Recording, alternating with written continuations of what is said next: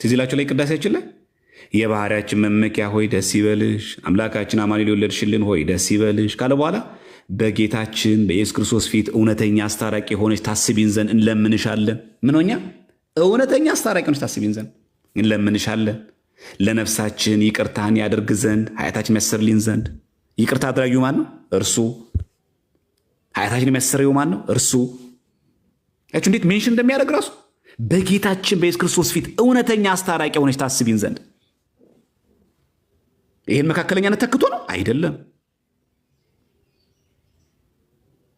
የታቸው የማይገናኝ ነገር ማገናኘት ተገቢ አይደለም። ቅድም እንዳልነው መካከለኛ የሚለው ለመልአኩ ስለተነገረ ገላትያ 3:19 ሄደን ከአንደኛ ጢሞቴዎስ 2:5 ጋር አናላትምም ማለት ነው። ጤናማ ጭንቅላት ያለው ሰው እንደዛ ያደርግ። ለዚህ ይላል እውነተኛ አስታራቂ ሆነች ታስቢን ዘንድ እንለምንሻለን። ከዛስ ለምን ለምንሽ? ለነፍሳችን ይቅርታን ያደርግልን ዘንድ። ሉክ ለነፍሳችን ይቅርታን ያደርግልን ዘንድ። ከዛስ ኃጢአታችንም ያስተሰርይልን ዘንድ። ይቅርታ አድራጊ ነው፣ ኃጢአትንም ይቅር ባይ ነው እሱ እያልን ነው። አይቻልም ነው። እስኪ በአንድምታችን ደግሞ እንመልከት።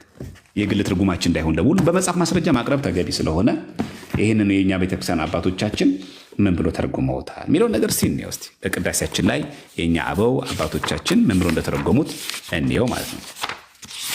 እንዲህ ይላል ቅዳሴያችን። ይኸው ቅዳሴ ላይ እንግዲህ ሁሌ ስለምትባል ይኸው ንስእለኪ ከመ ትስክርነ አራቂተ ዘበአማን ቅድመ እግዚእነ ኢየሱስ ክርስቶስ። ንስእለኪ ነው የሚለው። እንለምንሻለን በጌታችን በኢየሱስ ክርስቶስ ዘንድ እውነተኛ አስታራቂ ሆነሽ አስበሽ ታሳስቢን ዘንድ እንለምንሻለን። አይታችሁ ለዚህ በጌታችን በኢየሱስ ክርስቶስ ዘንድ ምን እውነተኛ አስታራቂ ሆነሽ በሱ ዘንድ ነው። እውነተኛ አስታራቂ ሆነሽ አስበሽ ከዛስ ታሳስቢን ዘንድ እንለምንሻለን። በእውነት ለምን አለ? ከዚህ ዓለም አስታራቂ ሲለይ በአማን አለ ይላል። የዚህ ዓለም ሰው አስታርቀኝ ብለው የሰደዱት እንደሆነ የዚህ ዓለም ታውቁታላችሁ። የዚህ ዓለም ሰው አስታርቀኝ ብላችሁ ከሰው ጋር ብትሰዱት ምን ይላል?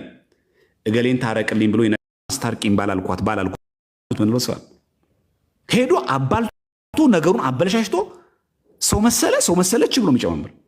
ድንግል ማርያምስ እሷ ግን በእውነት ከለመናት የሚቀርባት የለምና ስሟ የተመሰገነ ይሁን። እሷ ግን በእውነት ከለመናት የሚቀርባት የለም። ለለመናት ሰው ምንም ይቀርባት የለም። ለዚህም ነው ምን አለ? ዘበአማን ከቅድመ እግዚእነ ኢየሱስ ክርስቶስ አራቂተ ነው የሚለው። ለዚህ ነው ዘበአማን ያላት ቃል በቃል ማለት በእውነት ነው ያለው። ንግሥት የምትሆኚ ንጽሕት ድንግል ሆይ ደስ ይበልሽ፣ የባህሪያችን መመኪያ ሆይ ደስ ይበልሽ፣ አማኑኤል የወለድሽልን ሆይ ደስ ይበልሽ። በጌታችን በኢየሱስ ክርስቶስ እውነተኛ አስታራቂ። እውነተኛ ነሽ አንቺ። ሌሎቹ ውሸተኛ ናቸው። የዚህ ዓለም ሰው አስታርቅ የሚሉት ጨማምሮ ነገሩን አበላሽቶ ይመለሳል። አንቺ ግን እውነተኛ ነሽ፣ ምሕረት ታሰጫለሽ። አንቺን የሚከለክል ነገር የለም። አንቺ ከለመንሹ ደግሞ ልጅሽን ቢያይልም የእናት ልመና ፊት ያስመለስ አንገት ያስቀልስ ነው እያሏት የተመሰከረች ቤተክርስቲያን ናቸው። እዚህ እመቤታችን ቅድስት ድንግል አማላጅነቷን ለመግለጽ ነው። እርሷ ምን ከለመናት ከመ ይግበር ምህረተ ለነፍሳቲነ ወይስረይ ለነ ኃጢአቲነ ኃጢአታችንን አስተሰርዮ ይቅር ይለን ዘንድ ለምኝልን። እዚህ ጋር ያለው ማለት ኃጢአታችንን አስተሰርዮ ይቅር ይለን ዘንድ ከመ ይግበር ምህረተ ለነፍሳቲነ ወይስረይ ለነ ኃጣውኢነ ኃጢአታችንን ይቅር ይለን ዘንድ ማን? እርሱ ምን በይ ለምኝልን። ንስእለኪ ነው እንለምንሻለን። ምልጃዋን ነው የሚገልጸው። ባለፈው ጊዜ አንድ ያ ሰውዬ የምታውቁት ሰውዬ አንድ ውሸት ሲዋሽ ሰምታችሁታል አይደለም? ባለፈው ዕለት አቅርቤላችሁ ነበር ከእመቤታችን ጋር በተያያዘ ማለት ነው። አክቹዋሊ እግዚአብሔር ከፈቀደ ነገ ቪዲዮ እንሰራበትና ቪዲዮ ለቅላችኋለሁ። እሱን ታዩታላችሁ ቪዲዮ ማለት ነው። አሁን ግን ላስታውሳችሁ እና መቼስ ውሸት የማይሰለቸው ሰው ነውና ምንጭ የሚያደርገው የአባ ታድሮስ ማለት መጽሐፍን ነው። ኦሪት ዘፍጥረትን የተረጎመትን ወስዶ ድንግል ማርያም ዳግሚት ሰማይ አትባልም፣ ዳግሚት ሔዋን አትባልም። እንደውም አባ ቴዎድሮስ ማለታይ ዳግሚት ሔዋን ብሎ የሚጠሯት እመቤታችን ቅድስት ድንግል ማርያምን ሳይሆን ቤተ ክርስቲያንን ነው። ስለዚህ አባ ቴዎድሮስ ማለታይ እንደዚህ ብሎ አልተናገሩም ብሎ የውሸት ነገሩን ሲዋሽ ነበረ። ግን በግብፅ ኦርቶዶክስ ቤተክርስቲያን አባ ቴዎድሮስ ማለታይ እንዲህ የሚል መጽሐፍ አላቸው። ሁላችሁም የምታውቁት አንድ መጽሐፍ አላቸው። ምን የምትል ሴንት ሜሪ ኢን ዘ ኦርቶዶክስ ኮንሰፕት የምትል መጽሐፍ ታውቃላችሁ? እሷ መጽሐፍ የምታውቁ ሰዎች አላችሁ? እዛ መጽሐፍ ላይ እሳቸው በደንብ አድርገው እመቤታችን ቅድስት ድንግል ማርያም ሁለተኛይቷ ሔዋን እንደምትባል ሰከንድ ዲቪ እንደምትባል ጠቅሰው እናገኛለን። ይሄ መጽሐፍ ማለት ነው።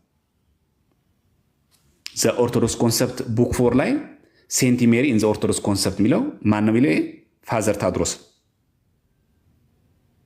እና እዚህ መጽሐፋቸው ላይ በጣም የሚገርማችሁ አሁን እሱ የጠቀሰው የአባ ቴዎድሮስን ነው። እንግዲህ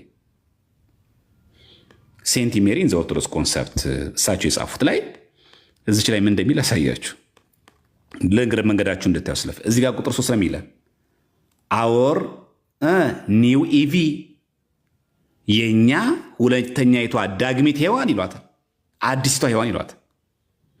እና ቁጥር 49 ላይ ልውሰዳችሁ። ከዛ በዚህ አጋጣሚ ውዳሴ ማርያም ላይ ምን እንዳለ በዚህ አጋጣሚ እንድትረዱ ነው። ቁጥር 49 ላይ አባ ቴዎድሮስ ማለት ይሄንኑ ሲያብራሩ ማለት ነው። ይሄ ማለት ነው 49 ላይ እንዲህ ይላል ማለት ነው።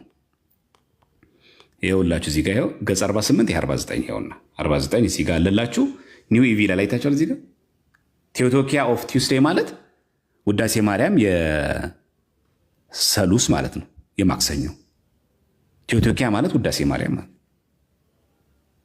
እኛው ምን ደግሞ ውዳሴ ማርያም በግብፅ ኦርቶዶክስ ቤተክርስቲያንም አለ። በነገራችን ላይ እንዳትሸወዱ፣ ብዙ ሰዎች ውዳሴ ማርያም ኤፍሬም ሶራይ ስለደረሰው እና በቃ ኢትዮጵያ ብቻ እንዳይመስለን ማለት እና አባ ቴዎድሮስ ማለት ይሄን ሜንሽን ያደረጉና ኒው ኢቪ ላይ ገጽ 49 ላይ ምን አሉ? ዘ ቸርች ኮልስ ሴንት ሜሪ ዘ ማዘር ኦፍ ኦል ዘ ሊቪንግ። አይገርም ቃላታቸው ራሱ ዘ ማዘር ኦፍ ምን ኦል ዘ ሊቪንግ፣ እመ ሕያዋን የሕያዋን ሁሉ እናት።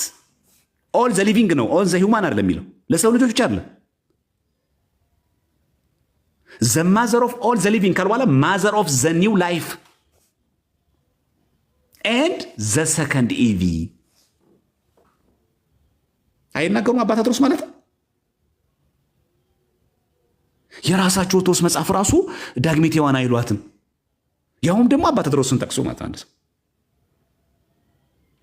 ዘ ማዘር ኦፍ ኦል ዘ ሊቪንግ እመ ሕያዋን የሕያዋን ሁሉ እናት ማንን? ዘ ቸርች ቤተክርስቲያናችን ድንግል ማርያም የምትለው ሴንት ሜሪ ዘ ማዘር ኦፍ ዘ ኒው ላይፍ ኤንድ ዘ ሰከንድ ኢቪ። ውሸት የማይሰለቻቸው ሰዎች በጣም ይገርመኛል። አክቹዋሊ ከእንግሊዝኛ መጽሐፍ መጥቀስ ብቃት ወይ ደግሞ እንደተለየ ነገር አድርጎ በቋንቋ ማንቃረርና በጣም መኮራት ማፏጨት ተገቢ አይደለም። ክርስቲያኖች ልክ አባ ቴዎድሮስ ማለት እንደዚህ ብሎ እንደማይገልጹ አስመስሎ ማቅረብ ግን ስህተት ነው። በእውነት ያስገምታል። ደግሞ ሰው እኮ ነገ ያየናል። ለማንኛውም ነገ እግዚአብሔር ከፈቀደ ቪዲዮን ታዩታላችሁ። ቪዲዮ ላይ እንለቀዋለን ማለት ነው። እግዚአብሔር ማስተዋል ጥበቡን ያድለው ለሱ። እሺ እንግዲህ ኢየሱስ ክርስቶስን በተመለከተ እውነተኛ አምላካችን ፈጣሪያችን መሆኑን መስክረናል። ዮሐንስ አፈወርቅ ደግሞ የመሰከረውን ደግሞ ላሳያችሁ። ዮሐንስ አፈወርቅ በሃይማኖተ አበው ላይ እንዲህ ብሎ ገልጾ እናገኘዋለን። ሃይማኖተ አበው ላይ ቅዱስ ዮሐንስ አፈወርቅ እንዲህ አይነት ምስክርነት ስለ ኢየሱስ ክርስቶስ ሲመሰክር እናገኘዋለን። ዮሐንስ አፈወርቅ በሃይማኖተ አበው ላይ ምዕራፍ 63 ላይ ዮሐንስ አፈወርቅ እንዲህ ብሎ ይመሰክራል። ይኸው ምዕራፍ 63 ይሄ 62 ነው። 63 ላይ ይኸው እዚህ ቁጥር ተሳስቶ ነው እንጂ ምዕራፍ 63 እሺ፣ ምዕራፍ 63 ቁጥር 2 ላይ እዚህ ያለ ቁጥር 2 ላይ እዚህ ጋር እንደምታዩት ከዛ ቁጥር 13 ላስነበባችሁ። ቁጥር 13 ላስነበባችሁ ተመልከቱ እንደሚል ዮሐንስ አፈወርቅ ሰው የሆነም ዘመድ ሊሆነን ብቻ አይደለም፣ ፈጽሞ ይቅር አለን ኃጢአታችንን ለማስተስረይ ከአብ ጋር ለማስታረቅ ሊቀ ካህናትም የሆነን ዘንድ ወደደ እንጂ። ስለዚህም ሰዎችን ሊመስላቸው ይገባል ባለው ነገሩ ላይ ጨምሮ በሁሉ አዛኝ የሕዝቡንም ኃጢአት ለማሰረይ በእግዚአብሔር ዘንድ የታመነ አስታራቂ የሆናቸው ዘንድ ነው አለ። በእግዚአብሔር ዘንድ ምን የታመነ አስታራቂ ምስክርነታችን ነው። ይሄ ቁጥር 14ን ተመልከቱ። በተመሳሳይ ባህሪያችንን ስለተዋሃደ ሰው የመሆኑን ነገር ያስተምረን ዘንድ ይህን ተናገረ። ሰው ለመሆን ያበቃው ለማስታረቅ ኃጢአትን ለማስተሰረይ ብቻ ነው እንጂ ይኸው ሰው ለመሆን ያበቃው ለማስታረቅ ኃጢአትን ለማስተሰረይ ብቻ ነው እንጂ ሌላ ምክንያት የለውም። ከእርሱ በቀር ራሱ ብቻውን ኃጢአት ማስተሰረይ የሚቻለው የታመነ አስታራቂ ማን ነው? ለማስታረቅ ኃጢአትን ለማስተሰረይ ያቀረበው መስዋዕትስ ምንድን ነው? መስዋዕት ለመሆን የነሳው ስጋው ብቻ ነው እንጂ እውነተኛ የታመነ ምናችን አስታራቂ ነው ብሎ መሰከሩ። 16ን ተመልከቱ። በተመሳይ እርሱ አንዱ ወደዚህ ዓለም ወርዶ ባህሪያችንን ባህሪ አድርጎ ሊቀ ካህናት አስታራቂ ሆነ እንጂ ስለኛ ስጋውን መስዋዕት አድርጎ ወደ አባቱ አቀረበ እንጂ በታመመበት በስጋው ለእርሱ ገንዘብ ለመሆን አበቃን ይላል። የታመነ ምን አስታራቂ መሰከሩ። ምንም ጥያቄ የለውም። የቤተክርስቲያናችን ትምህርታችን የመሆኑን ማወቅ አለብን። እውነተኛ ትምህርት ነው። እሺ ይህን ከታየን ማስታረቅ የማን ስራ ነው? ለእግዚአብሔር። ለሰው ሲነገርስ የጸጋ ምንሰራው ስራ አለ፣ የጸጋ ስራ አለ። ይህን ስናገር የሚያቀረው ሰው አለ። ቢያቅርም ግን ጥቅስ መጥቀስ ተገቢ ነው አይደለ እንዴ? ይህም ማስታረቅ እውነት ብንጠቅስም ቢያቅርም መጥቀስ አለብን። እሺ ማቴዎስ ወንጌል እንጥቀስ እስቲ። ማቴዎስ ወንጌል ሁላችሁ የምታውቁት ምዕራፍ 5 አይደለ? ምን የምትል ቃላለች? ሁላችሁ የምታውቋት ጠቅሳለች። ምን ይላል ቁጥር 9 ላይ? የሚያስታርቁ ብፁዓን ናቸው የእግዚአብሔር ልጆች ይባላሉና። ምን የሚሉ? የሚያስታርቁ። የሚያስታርቅ ማን ነው? የሚያስታርቀው ከማን ጋር ነው? ሰውና ሰው ሲጣሉ ያስታርቃል ሰው። ሰው ከእግዚአብሔር ጋር ያስታርቃሉ፣ ቅዱሳንም ያስታርቃሉ። አይታችኋል። ቃሉ ለፍጡራን ሲነገር እንደው በቃ እንደ ከባድ ነገር እንደ ወንጀል ማየት የለብንም። በነገራችን ላይ እዚህ ጋር የሚያስታርቁ የተባሉት ቀሳውስት ናቸው። ቀሳውስት የሚያስታርቁ ተብሎ ተነግሮላቸው አንድምታችን ብትመለከቱት የሚያስታርቁ ቀሳውስቱ ንዑዳን ክቡራን ናቸው። ለራሱ ቃል በቃል ማለት ነው። ይሄ የሚያስታርቁ ብፁዓን ናቸው የሚለው ቃል የተገለጸው ለማን ነው? ለካህናት ተነግሯል። ካህናት እኛን ከእግዚአብሔር ጋር ያስታርቃሉ። ኃጢአት ስንሰራ ንስሐ ስንገባ ስጋው ደሙ ስንቀበል ኑዛዜን ተቀብለው እግዚአብሔር ይፍታ የሚሉት እነማን ናቸው? ካህናት ናቸው። ስለዚህ ምን ይባላሉ? የሚያስታርቁ ይባላሉ ማለት የሚያስታርቁ። ስለዚህ ማስታረቅ የሚለው ቃል ለማን ተገጽሮ ተነገረ ማለት ነው? ለካህናት አባቶቻችን። ስለዚህ ማስታረቅ ለፍጡራን ተሰጥቶ ተነግሯል ማለት ነው። ምንም ጥያቄ የለውም ማለት ነው። እንደው ግራ እንዳንጋባ ጭምር ይሄ ያስፈልጋል። ሌላው ትንሽ ከበድ የምትል ስታነቧት ግን በጣም ኦርቶዶክሳዊ ትምህርት የሆነች ቃል ደግሞ አለ።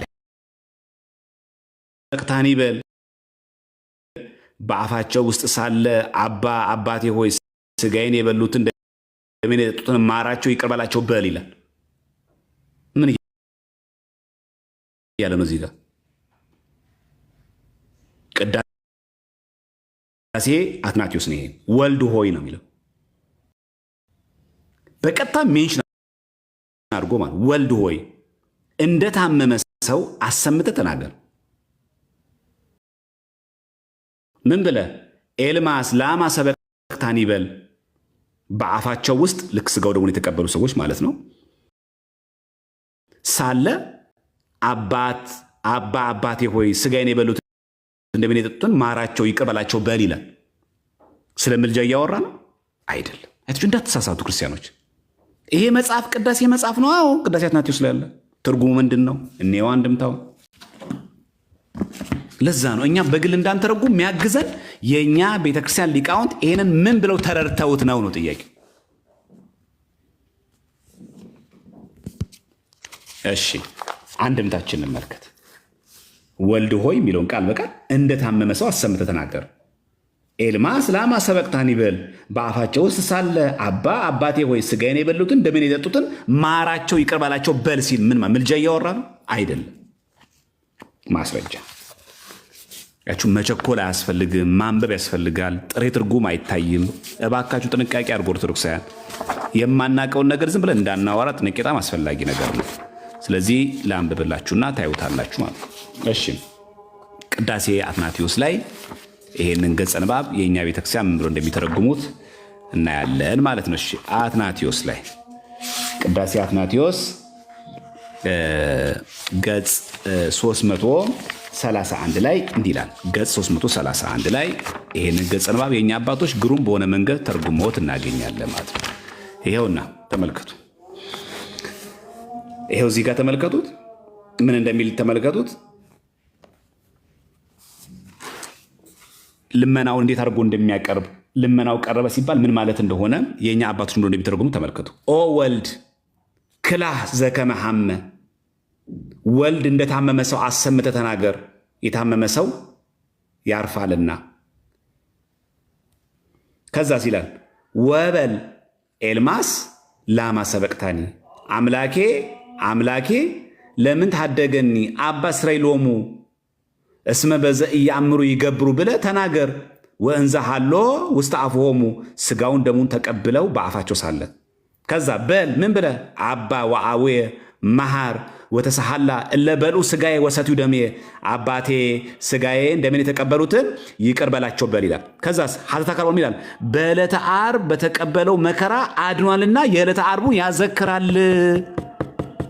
አይታችኋል። እዚህ ጋር ቃሉ እዚህ ጋር ይቆልፍብናል ማለት ይሄን አይተን ይሄው ክርስቶስ እኮ ማራቸው ብሎ እኮ ይለምናል። ይሄው ስጋዬን የበሉትን ደሜን የጠጡትን ገና አፋቸው ላይ ያለ ስጋው ደግሞ ሳይቀበሉ ይሄው ማራቸው ብሎ እኮ ይለምናል እንዳናይ ሚላል ሐተታ ይላል። እዚህ ጋር አይታችኋል። አንድ ብታ ገጽ ስንት 331 ላይ የማን ቅዳሴ አትናቴዎስ ምዕራፍ ስንት 4 አይታችኋል። ቁጥር ስንት 43 ላይ በደንብ አንብቡት።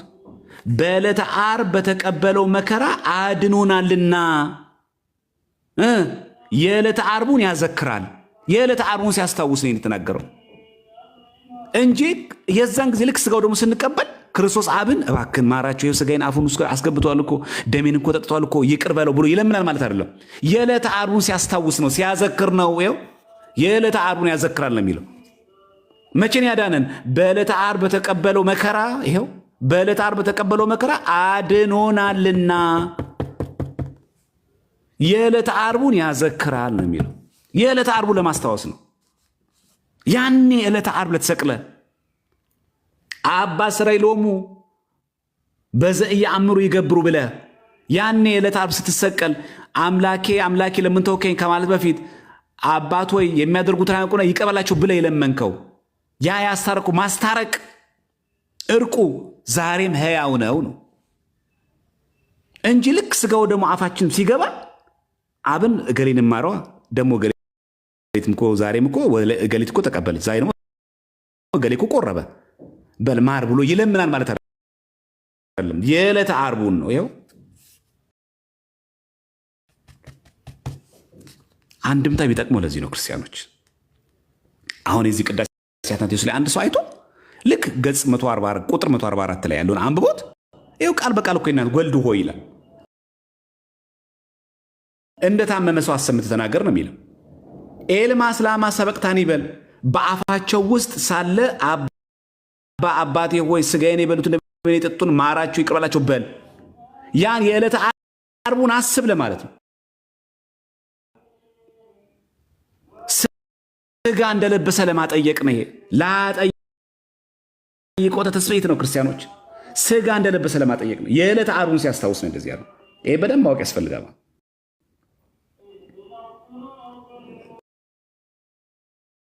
ስለዚህ አባ አባት ሆይ ብሎ እዚህ ጋር ቁጥር 144 ላይ ወልድ ሆይ እንደታመመ ሰው አሰምተህ ተናገር ሲል የዕለተ ዓርቡን እያስታወሰን ቅዳሴ አትናቴዎስ ላይ አትናቴዎስ በዕለተ ዓርብ ተሰቅለ ሞተ ማራቸው ይቅር በላቸው እንዳልክ ያ ሕያው ሆኖ አሁን የምንቀበለው ስጋው ደግሞ እንደዛች ቀን ይሆንልን ለማለት አይታችኋል። ቃሉን ያክል ጥቅም እንዳለ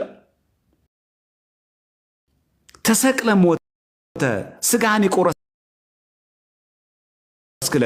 ደምን ያፈሰስክለት ዕለተ ዓርብ ቀን ተሰቅለ ስትሞትልን ለኛ የተቀበሉትን ይቅር በላቸው በል ካልወላ ሀተታ ይኸው እንዳትሳሳት ይሄን አይተ ሌላ ትርጉም እንዳትሰጥ ይቅር በላቸው የሚል ቃል አግኝተህ ይኸው አማላጅ ነው እኮ ስጋዬን ሲበላ እኮ ያማልዳል እንዳትል በዕለተ ዓርብ በተቀበለው መከራ አድኖናል። ያልተፈጸመ ድህነት የለም አልቋል ጥንቅቅ ብሎ የዕለተ ዓርቡን ያዘክራል ነው የሚለው። የዕለተ ዓርቡን ያስታውሰው ያን የዕለተ ዓርብ ሆነ የሚያደርጉትን አያውቁም ይቅር በላቸው እንዳልክ ዛሬም ስጋው ደግሞ ስንቀበል ያ ይቅርታ ይሆንልን ነው። የዕለተ ዓርቡ ይፈጸምልን። ለመፈራረጃ አታርግብን፣ ለፍርድ አታርግብን። አንተ አሁን የምትቆርብ ሰው ነህ። አንተ አሁን የምትቆርቢ ሰው ነሽ። አንቺ አሁን ቆራይ መሆን አለብሽ። አንቺ ለስጋዬ ወደሜ አትበል፣ ይቅር በል። እንደ ታመመ ሰው ሆነ እባክህ። ያ ይቅርታ አሁንም ሕያው ሆኖ ይድረሰን ነው።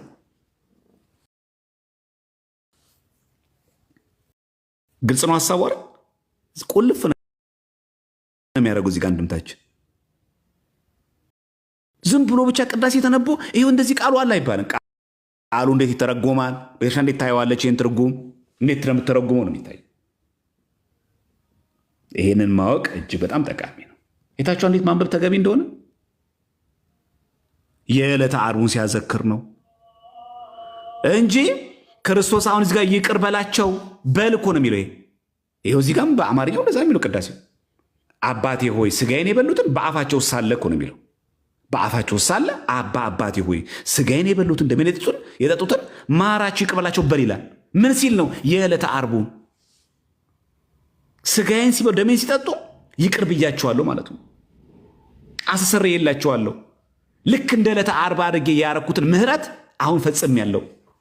ብቁ አይደላችሁም፣ ንጹህ አይደላችሁም፣ ስጋዬን ደሜን ለመቀበል ዝግጁ አይደላችሁም፣ ብቁ አይደላችሁም። የፈለገ ንስሐ ብትገቡ ብቁ አይደለንም። እውነት ነው። በቸርነቱ ብዛት ንስሐ ገብተን ስጋው ደግሞ እንቀበል። ያንን ለመፈራረጃ አታርግብን። ዕለተ ዓርብ ላይ ያደረግከውን ድህነትና ምህረት አርግልን። ድገመው፣ ዛሬም ድገመው። ነገም ንስሐ ገብተን ስጋው ደግሞ ስንቀበል አሁንም ድገምልን። ምህረቱ ይደረግልን፣ ምህረት ይብዛልን ለማለት ነው። ያደረግከው ያ ይቅርታ ዕለተ ዓርብ የፈጸምከው የማዳን ስራ እርቁ ዛሬም ሕያው ሆኖ ያድነን ነው። ነገም ብንበድልህ ስንቴ ነው ይቅር ምላችሁ አትበለን። አሁንም ድገመው፣ ይቅር በለን። እውነት ነው። አሁንም እግዚአብሔር አምላክ ሁላችን ይቅር ይበለን። ዛሬ ንስሐ ገብተን ስጋው ደግሞ ብንቀበል ነገም ደግሞ እንበድለዋለን፣ ተመልሰን እንወድቃለን። አሁን ንስሐ ገብተን ስጋው ደግሞ እንቀበላለን። ከነገ ወዲያም እንበድላለን። አሁንም ንስሐ ገብተን ስጋው ደግሞ እንቀበላለን። በበደልን ቁጥር ሁሉ የዕለተ ዓርብ ምህረት ይደረግልን ነው። የዕለተ ዓርቡን ያዘክራል። ይቆለፈብህ እዚህ ትርጓሜ የሚያስፈልገን ለዚህ ነው። እችን ቃል ድንገት የተሐድሶ መናፍቃን ቢያነሱባችሁ ጠቅሶ ብታገኙ ራሱ ግራ እንዳትጋቡ። ይሄ ቃል በተመሳሳይ እነዚህ ቃላት ባገኛችሁ ቁጥር ለምን ለማለት ነው? የዕለተ ዓርቡ መከራ ሲያስታውስ ነው። አለቀ። ምን ብሎ የተናገረውን ይሄው ከላይ አባ ስራይ ሎሙ እስመ በዘኢየአምሩ ይገብሩ፣ አባቶ የሚያደርጉትን አያውቁምና ይቅር በላቸው ያልከው ያቺ ምህረት ትደረግልን። ያኔ ይህንን ድህነት ፈጽመህ አንተ ወደ ሰማይ አድርገሃል። ዳሩ ግን ዛሬም እየበደልን ነው። ዛሬም ኃጢአት ሰርተን እሾክ እየወጋን ነው። ዛሬም ያንን የሰራ ያፈስከው ስጋውና ደሙን ለመቀበል የሚያዘጋጅ ሰውነት ንጽሕና የለንም። ያቺ ምህረት ዛሬም ትደረግልን፣ ያቺ ይቅርታ ዛሬም ትድረሰን ማለት ነው። አፋቸው ላይ ለቆረቡ ሰዎች ሁሉ ይሄ ምህረት ይደረግላቸው። ለዛ ነው አፋቸው ላይ ያለ የሚለው ያንን።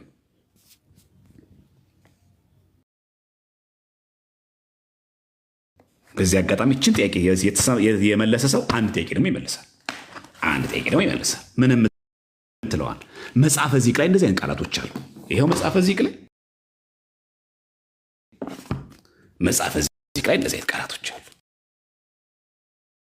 አአርግ ሰማየ ሀበ አቡየ ሀበ እስእል ምህረተ በእንተ እሊአየ ስለነዚህ ምህረት አድርጌ ወደ ለመንኩላቸው ምህረት ለለመንኩላቸው ወደ እነዚህ አረጋለሁ አለ ይላል። ሀበ እስእል ምህረተ ይላል በእንተ እሊአየ ስለነዚህ ምህረት የምለምን ይላል። አሁን እዚህ ጋር ምህረት የምለምን ሲል ክርስቶስ ሄዶ አብን የሚለምን አይደለም።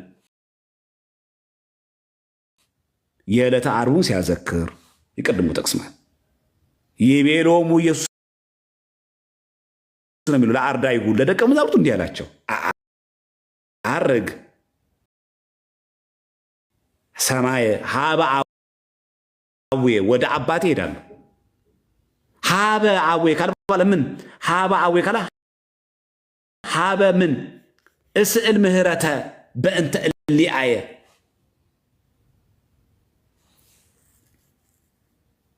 ምን ለማለት የዕለተ ዓርቡን የሚያደርጉትን አያውቁም ነው ይቅር በላቸው ብዬ ድህነት ዓለም የፈጸምኩት ለሐዋርያትም ጭምር ስለሆነ ለሰቃልያን ብቻ አይደለም ለእኛም ጭምር ነው። እኛ በአካል እኮ አልነበርንም። የሚያደርጉትን አያውቁም ይቅር በላቸው እኮ ዛሬ ለእኛም ያገለግላል። ለሰቃልያን ብቻ አይደለም ለሐዋርያትም ጭምር ያገለግላል። ይሄ ድህነት ለሰው ልጆች ሁሉ የተፈጸመ የሚያደርጉትን አያውቁም ይቅር በላቸው የሚለው ይሄንን ምህረት ወደ ለመንኩበት ወደ አብ አረጋለሁ። አንድም እንደዛ አንድም ደግሞ ያንን የዕለተ ዓርብ ምህረቱ ሁሉ ጊዜ ሕያው ሆኖ ወደሚኖርበት ወደዛ አረጋለሁ ሲል የዕለተ ዓርቡ ሲያዘክር ነው። እችን በደንብ አብቶ ማወቅ ተገቢ ነው። ስለዚህ ምን ማለት ነው? ኢየሱስም ለደቀ መዛሙርቱ እንዲህ አላቸው፣ ወደ ሰማይ ወደ አባቴ የእኔ ስለሆኑት ምህረትን ወደ ለመንኩበት ሀበ እስእል ነው የሚል ሀበ እስእል ወደ ለመንኩበት ወደ ምለምንበት አይደለም ወደ ለመንኩበትና ወደ ለመንኩበት ወደማ ወደ አብ አድርጋለሁ ወደ አባቴ ወደ አእላፍ መላእክት ሀበ አቡየ ሀበ አእላፍ መላእክት ይላል። ስለዚህ ይቤሎሙ ኢየሱስ ለአርዳኢሁ ኢየሱስ ለደቀ መዛሙርቱ እንዲህ አላችሁ፣ ምን አርግ ሰማየ ሀበ አቡየ ሀበ እስእል ምህረተ ይላል። ምን ማለት ነው? ወደ ሰማይ ወደ አባቴ የኔ ስለሆኑት የመጨረሻው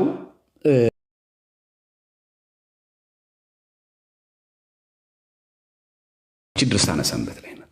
ድርሳነ ሰንበት ላይ ክርስቶስን አማላጅ ይላል ይለው ያስቀመጡት ድርሳነ ሰንበት ላይ ነው። ድርሳነ ሰንበት ላይ ምዕራፍ 17ኛው ላይ ነው። እንዲህ የሚል ቃል አለ። 17ኛው ምዕራፍ ላይ ማለት ነው።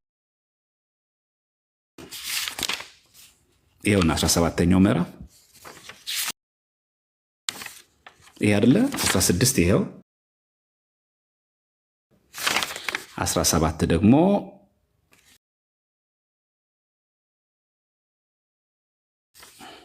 ይኸውና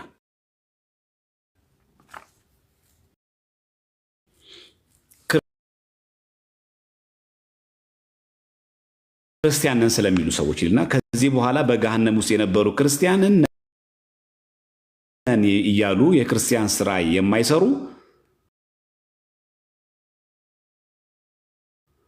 የማይሰሩ ኃጥአንን ከመድኃኒታችን ስልጣን ጸሎትን ይጸልይላቸው ዘንድ መላእክት ያቀርቧቸዋል። ጸሎት ምን ይጸልይላቸው ዘንድ ከማን? ከመድኃኒታችን ከኢየሱስ ክርስቶስ ስልጣን ነው የሚለው። ኢየሱስ ክርስቶስ ይጸልያል አይደል የሚለው። ከመድኃኒታችን ስልጣን ጸሎትን ይጸልይላቸው ዘንድ ወደ መላእክት ያቀርቧቸዋል አለ። መድኃኒታችን ክርስቶስ ከባህሪ አባቱ ከአብ ከባህሪቱ ከመንፈስ ቅዱስ ጋር ያስታርቃቸው ዘንድ ያቀርቧቸዋል። ሚላቸው ዘንድ ያስታርቃቸው ዘንድ ቃሉ ራሱ የሚናገረው እዚህ ጋር ከመይጸልዩሉም አይልም፣ ከመይነስኡ ነው የሚለው። ይቅር እንዲላቸው በቃ ለምኑ፣ እናንተ ይቅር እንዲላችሁ ለምኑ። የመለመን እድል በቃ ይኸው ማረኝ ይቅር በለኝ በሉ አሁን ያለ እግዚአብሔር ክርስቶስ ማለት ኧረ ማረኝ በል ኧረ ይቅር በለኝ በል ይላል። እሱ ራሱ ጠይቆን እኛን ይቅር በለኝ ብሎ ከዛ ይኸው ይቅር ብላ እያሉ እኛን ለማዳን እኮ ሁሉ የመዳን በሩ ክፍት ይሆን። ቃል በቃል እንደዛ ነው የሚለው። ከመድኃኒታችን ስልጣን ጸሎትን ይጸልይላቸዋል የሚለው። ጸሎትን ይጸልያቸው ዘንድ መላእክትን ያቀርቧቸዋል አለ። ከዛስ ጸልይላቸው ነው የሚለው። እንቀጥል። መድኃኒታችን ክርስቶስ ከባህሪ አባቱ ከአብ ከባህሪ ሕይወቱ ከመንፈስ ቅዱስ ጋር ያስታርቃቸው ዘንድ ያቀርቡ። ከዛስ መድኃኒታችን ጸሎትን ከጸለየላቸው በኋላ መላእክት ወደ አማረች ወደ ተወደደች ምድር ወደ መንግሥት ሰማያት ይወስዷቸዋል። ይኸው ወምድኅረ ነጽኡ ነው የሚለው። ጸሎተ ከወሰዱ በኋላ አይች ወምድኅረ ነጽኡ ነው። ያቺ በዕለተ ዓርብ ያደረገው የማዳን ስራ ምን የምትለዋ አባት ሆይ የሚያደርጉት ይቅር በላቸው የምትለው ያቺ ጸሎት ከወሰዱ በኋላ ያ ማለት ምሕረቱ ከተደረገላቸው በኋላ ማለት እንጂ ሌላ አዲስ ይቅርታ፣ አዲስ ጸሎት፣ አዲስ ከዕለተ ዓርብ ያደረጋት የለችም። ያቺ ዕለተ ዓርብ ያደረጋት ድነት ዘላለማዊ ናት ለማለት ነው። በነገራችን ላይ ይህንን ጠቅሰው ክርስቶስ አማላጅ ነው ብሎ የሚጠቅሱ ሰዎች በእውነት ይሄ ጥቅስ ተውጦላቸው ነው? እሺ ይሄ ገጽ 32 ላይ ነው። ይኸው የእናንተ መጽሐፍ እኮ ክርስቶስ አማላጅ ይላል ነው የሚሉት አይደል? እሺ እዚህ ቁጥር 40 ገጽ 42 ላይ ደግሞ ይኸው እዚህ ጋር ገጽ 42 ላይ ደግሞ ቁጥር 5 ተመልከቱ። ምን ይላል? ሚካኤልም ያንን ሰው ከሲኦል ውስጥ አወጣው ይላል። ይህን ይቀበሉታል? ይሄ ድርሳነ ሰንበትን ጠቅሳችሁ የእናንተ የኦርቶዶክስ መጽሐፍ እኮ እንደዚህ ይላል ብላችሁ ይህን ትምህርት የምትቀበሉት ከሆነ ይኸው ከጸለየላችሁ ስለሚል ክርስቶስ አማላጅነቱን እዚህ ጋር ያሳያል ካላችሁ ይሄ መጽሐፍ ተቀበላችሁት ነው። ከተቀበላችሁት እዚህ ጋር ደግሞ ሚካኤልም ያን ሰው ከሲኦል አወጣው ይላል። ስለዚህ ሚካኤል ከሲኦል ነፍሳት እንደሚያወጣ ታምናላችሁ ማለት ነው። ይኸው ድርሳነ ሰንበት ላይ እኮ ነው።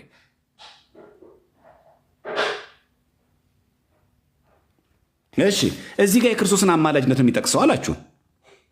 ጥሩ።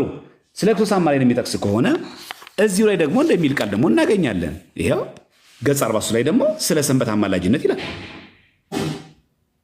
እዚህ ጋር ያለው ክርስቶስ አማላጅ ነው ብሎ የተናገረ ድርሳነ ሰንበት የሚናገር ከሆነ እዚህ ጋር ተመልሶ ስለ ሰንበት አማላጅነት ይናገራል። ጠይቋቸው፣ እናንተ ራሳችሁ ጠይቋቸው። የዚህ ገጸ ንባብ ትርጉሙ ምንድን ነው? ኦርቶዶክስ ትጠይቅ፣ ኦርቶዶክስ ታብራራ፣ ኦርቶዶክስ ትመልስ። ልክ ይሄ መጽሐፍ ትክክል ነው፣ ይሄው የክርስቶስን አማላጅነት እኛ የምናወራውን እኮ ነው የሚያብራራልን ካሉ ይሄኛውስ ምን ይለው የተረጉሙት ይሆን? ስለ ሰንበት አማላጅነት የሚናገር የሰንበትን አማላጅነት ያምናሉ እነሱ ይቀበሉታል? እሺ እዚህ ጋር ያለው ክርስቶስ አማላጅነቱ እየገለጸ ከሆነ ለሱ ክብር ምስጋና ይግባውና እየገለጸ ከሆነ እዚህ ጋር ያለው ምን ይላሉ? እቺ አሁን ገጽ ስንት ላይ ነው? 32 ላይ ገጽ 29 ላይ ቀደም ብሎ ምን ይላል? 29 ላይ እዚህ ጋር 29 ላይ ቁጥር 15 ላይ ምን ይላል? ቁጥር 2 ላይ ምዕራፍ 15 ይኸው ቁጥር 2 ላይ ምን እንደሚለው ወልድም ከባህሪ አባቱ ከአብ የባህሪን መንግስት ገንዘብ ካደረገ በኋላ ያን ጊዜ እንደ ስራቸው መጠን ፍዳቸውን ለሁላቸውም ይከፍላቸዋል። አሁን አብ ሰጭ ወልድ ተቀባይ ሆኖ አይደለም፣ በመንግስት አንድ መሆናቸው መናገር ነው ይላል። ልክ አሁን እቺ ቃል ወልድም ከባህሪ አባቱ ከአብ የባህሪ መንግስትን ገንዘብ ካደረገ በኋላ ከተቀበለ በኋላ የሚለው ቃል አብ ሰጪ ወልድ ተቀባይ ሆኖ አይደለም፣ እዚህ ጋር ራሱ ይናገራል። በመንግስት አንድ መሆናቸው መናገር ነው። የሥላሴ መንግስት እንት ናት? አንዲት ስለሆነች ምን ይላል እዚህ ጋር? በኋላ ያን ጊዜ እንደ ስራቸው መጠን ፍዳቸውን ለሁላቸውም ይከፍላቸዋል። ማ ወልድ ገጽ 29 ላይ ፍዳ የሚከፍል መሆኑን ይናገራል። ታዲያ እዚህ ጋር ደግሞ ተመልሶ አማላጅ ይላል። ታዲያ ተመልሶ እዚህ ጋር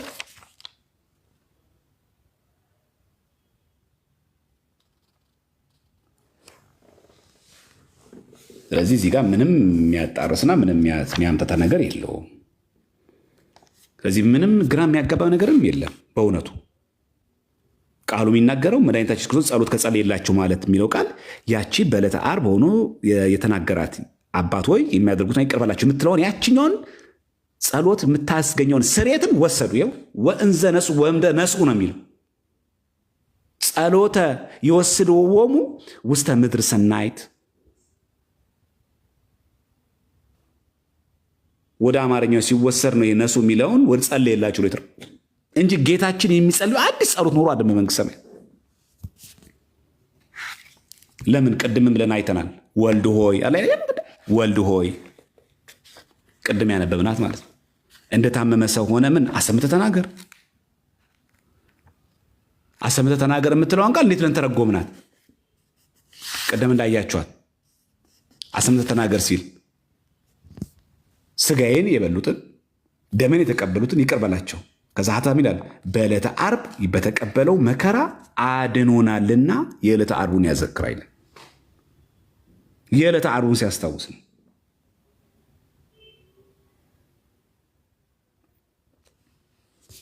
ዮሐንስ አፈወርቅ ራሱ የዮሐንስ ወንጌል ሲተረጉም የተናገሩን ደግሞ እናየው እስቲ። የዮሐንስ ወንጌልን ሲተረጉም ዮሐንስ አፈወርቅ በረከቱ ይደርብንና የዮሐንስ ወንጌል ምዕራፍ 17 ቁጥር 9 ላይ ያለውን ገጸ ንባብ ከፍቅሩ ጽናት እንደሆነ ሲናገር የዮሐንስ ወንጌል እዚህ ጋር አለ። ምዕራፍ 17 ቁጥር 9 ላይ እንዲህ ይላል አለ እኔ ስለ እነዚህ እለምናለሁ፣ ስለ ዓለም አልለምንም፣ ስለሰጠኸኝ እንጂ ያንተ ናቸውና ይላል። ይህ ሲናገር እንደሚለው ቅዱስ ቄርሎስ ዘእስክንድርያን ብንመለከተው ዮሐንስ አፈወርቅም ስንመለከት ምን ይላል? as a still further proof of his love ይላል። ተጨማሪ ሆነ ለእኛ ያለውን ፍቅሩን ነው የሚያሳየው። በዕለተ ዓርብ ያደረገው የመስቀሉ የማዳን ስራ ዛሬም እንዳለ ነው የሚያሳየው። ፍቅሩ እንዳልቀዘቀዘ፣ ፍቅሩ አሁንም እንዳለ እንዳልተወን፣ ያ በዕለተ ዓርብ ያደረገውን የማዳን ያሳየን ፍቅር ዛሬም አለ። በድያለሁ እኮ አሳዝኛለሁ ብለህ ወደኋላ አትመለስ፣ አትሸማቀቅ፣ አይዞ። ያ ያደረገው የማዳን ስራ ዛሬም ለአንተም ይሰራል። ዛሬም ያው ነው ለአንተ። አፍረት አይሰማህ ለማለት ነው። መሸማቀቅ አይኑርብህ። አይዞ፣ አትፍራ። ያ የሚያድንህ አምላክ፣ ያ የፈወሰህ አምላክ ዛሬም አለ። አይዞ፣ አትፍራ እያለ ነው የሚናገረው ማለት ነው። ቃሉ የሚናገረው እንደዛ እንጂ እንደው በእውነቱ ቃሉ አግላይ የሆነ ቃል አይደለም ነው ባጭሩ። በዛ መሰረት የምናየው የምንተረጉመው ነው ለማለት ነው። ስላስተማረን ስለመከረን እግዚአብሔር አምላክ ስሙ የተመሰገነ ይሁን። እግዚአብሔር በቸርነቱ ሁላችን ይጠብቀን። በዛ መሰረት እንሄዳለን።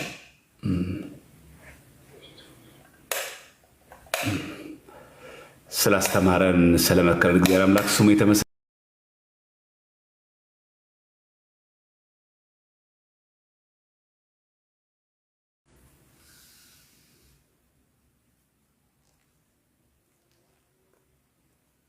እሺ ገብቷችኋል? ግን ቆይ አንዴ ማቆሚያውን ላንጣና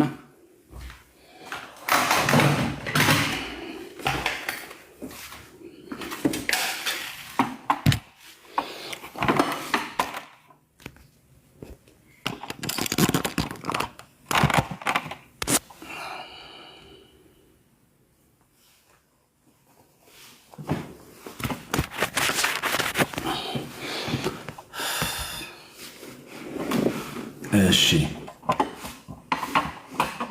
ዛሬ ትንሽ ሰፋ ይላል። ሰፋ ብሎ ትንሽ ደግሞ ከበድ ያለ መሰለኝ። አይ ቲንክ እንደሚከብድ አውቃለሁ፣ ግን ደግሞ ግድ ደግሞ መደም መማር ደግሞ አለብናል። ይከብዳል ተብሎ ዝም ብሎ አይታለፍም። የግድ ደግሞ ማየት ስላለብን ነው። እና ደጋግማችሁ በደንብ አድርጋችሁ ብታዩት ጃም በጣም ጥሩ ነው። ትንሽ ከበድ እንደሚል አውቃለሁ እና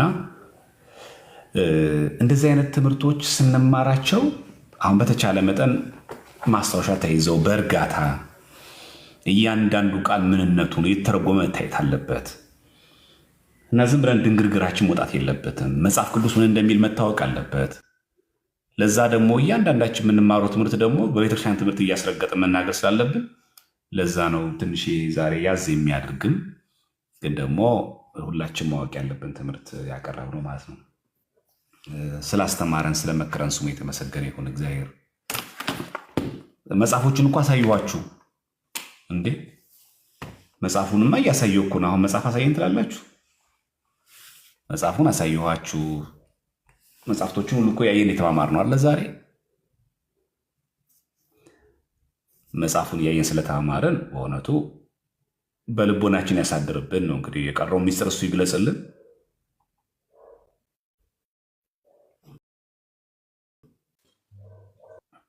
እሺ ትሩላቭ ጤና ስጥልን። ዲያቆን ቃለ ሕይወት ያሰማልን። እግዚአብሔር በቸርነቱ ጸጋውን ያብዛልህ። በጣም ግሩም ትምህርት ነበር። አሜን። በእንደው ወደፊትም በሰፊው መነገር ያለበት በተለይ ቅዳሴ አትናቴዎስ ላይ እንደ ቅድስት ቤተክርስቲያን አስተምሮት ከቤተልሔም ብንነሳም ያው ቀራኒዮ ላይ ነው ጌታ በአካል የሚገኝበት መሆኑን ብናቅ ያ ጸሎት ምን እንደሆነ በደንብ ይገባናል። የሰው ልጆች ስጋውና ደሙን በሚቀበሉበት ጊዜ እግዚአብሔር አምላክ በአካል ተገኝቶ የምንገናኝበት የምንነጋገርበት ጸሎት መሆኑን ከተረዳን ሁሉም ግልጽ ስለሚሆንልን ሁላችንም ቅዳሴያችንን ብንረዳ ቅዳሴያችንን ብንገነዘበው ለምን ተነገረ ለምንድን ነው ይሄንን አባቶቻችን ሁሉ ጊዜ ዕለት ዕለት ወደ ድርገት በወረደ ጊዜ ሁሉ የሚደረገውን ጸሎት በስነ ስርዓት ብንረዳው ብዙ ችግር አይሆንም የሚል ሐሳብ ነው ያለኝ። እንደው ወደፊትም በሰፊው መማር ያለብን ይመስለኛል። ቅዳሴ አትናቴዎስ እና ቅዳሴ ዮሐንስ አፈወርቅን በደንብ የተማረ ሰው ነገረ ስጋዌ በቃ ሁሌም ቀራኒዮ ላይ ዕለተ ዓርብ ላይ ሄደን ቅድስት ቤተክርስቲያን ስንሄድ ዕለተ ዓርብ ላይ መሆናችንን ተረድተን በዛች ቅስፈት የሚደረገው ነገር ሁሉ የሰራናትን ኃጢአት ሁሉ ይቅር የሚለን ጌታ መሆኑን የምንረዳበት ስለሆነ በጣም ግሩም ትምህርት ነው። በሰፊው በቪዲዮም ለሰዎች ሁሉ እንዲዳረስ ብታደርጉት ጥሩ ነው። ደጋግማችሁ ብታስተምሩትም፣ ምክንያቱም ብዙዎቻችን አልተረዳ ነው። ስለዚህ በጣም ደስ ብሎኛል ስላየውም ስላልተገናኘንም እንኳን ለብርሃነ ትንሣኤው በሰላም አደረሰ። ታችም ያላችሁ እንኳን ለብርሃነ ትንሣኤው በሰላም አደረሳችሁ እላለሁ። አሜን። እንኳን አብሮ አደረሰን። እሺ እግዚአብሔር ያክብርልን። በተቻለ መጠን እንግዲህ እየደጋገምን መሰረታዊ ጭብጦችን ለማስያዝ እንሞክራለን፣ እግዚአብሔር ቢፈቀደ ማለት ነው። ይህ የሚያስፈልገን ለምንድን ነው? አውዱ እንድንረዳው ነው፣ እንድንገነዘበው ስለሚያደርግ ለሁላችን መማሩ ጥሩ ነው። ምንድነው መሰረታዊ ነጥቡ እዚህ ጋር ከቅዳሴ አትናቴዎስ የምትረዱት ከዚህኛውም ደግሞ ከድርሳነ ሰንበት ከዚህ የምትረዱት ነገር ያንን ነገር ነው የሚያሳይ። ትምህርቱ ምንድን ነው የሚያገለግለው? መሰረታዊ ጉዳይ ከኢየሱስ ክርስቶስም ጸሎትን ከነሰዱ አለ ማለት ነው። ነፍሳት ሲኦል ሊገቡ ሆነ። ከላይ ስታነቡት ምዕራፍ 17 ላይ ምን እንደሚለው ክርስቲያኖች ነን የሚሉ ልክ እኛ አይነቶቹ ማለት ነው። እኛ እኮ ነን በቃ ክርስቲያኖች ነን የሚሉ ያ ማለት የተጠመቁ ናቸው፣ ሜሮን ተቀብተዋል፣ ታትመዋል ማለት ነው። ስጋው ደግሞ ተቀብለዋል። ክርስቲያኖች ነን እያሉ ግን ምግባር የላቸው ሲኦል ሊገቡ ሆነ። ክርስቶስ ምን አደረገ ማለት ነው? ግቡ በቃ ሲኦል ምግባር የላችሁም ብሎ ነው የከታቸው። ምን አደረጋቸው? እነዛን የዕለተ ዓርቡን አባት ሆይ የሚያደርጉት ይቅር በላቸው የምትለው ያችን ጌታችን ጸለያት ያችን ጸሎት እሷን ተጠቀሙባት፣ ወሰዷት። ወእንዘ ነስኡ ነው የሚለው ተጠቀሟት፣ ወሰዷት። ከዛ ምን ሆኑ? ገነት መንግስት ላይ ገቡ እንጂ አብ ሆይ ማራቸው ብሎ ለመነ ማለት አይደለም። ለዚህ ነው ማወቅ ያስፈልግ። ሁለተኛ ቅዳሴ አትናቴዎስ ላይም ልክ እንደዚሁ ወልድ ሆይ እንደታመመ ሰው አስምት ተናገር ማለት ልክ ስጋው ደግሞ ስንቀበል የትናንትና በደላችን አታስብብን። አሁን አንተ ቆራቢ ነህ፣ አሁን አንቺ ቆራቢ ነሽ። ምን እንደሰራሽ አላውቅም፣ ምን እንደበደልክ አላውቅም፣ ምን እንደሰራህ ምን ክፋት እንዳለብን ያላውቅም ብል አታስብ።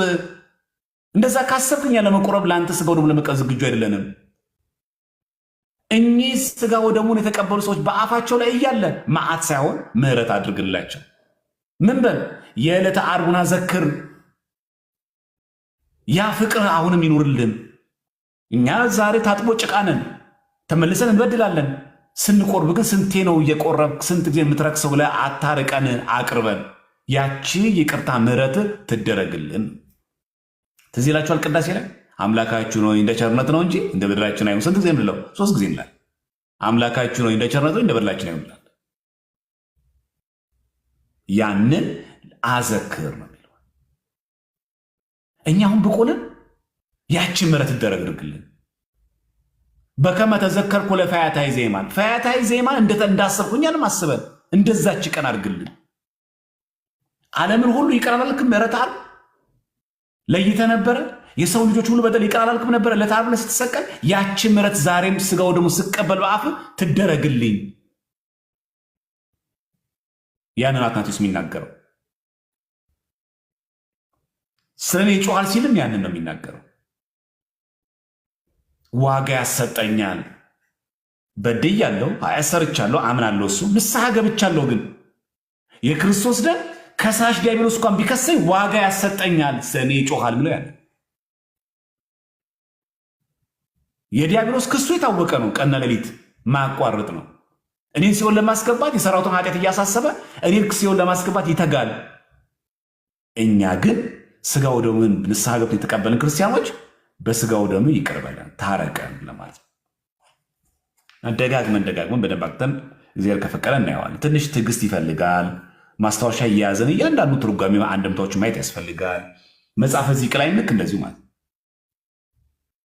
ኢየሱስ ክርስቶስ ምን እንዳላቸው ለሐዋርያቶቹ ምህረትን ወደ ለመንኩበት ለእናንተ ስል ወደ አብ አደርጋለሁ ሀበ ስዕል ምህረተ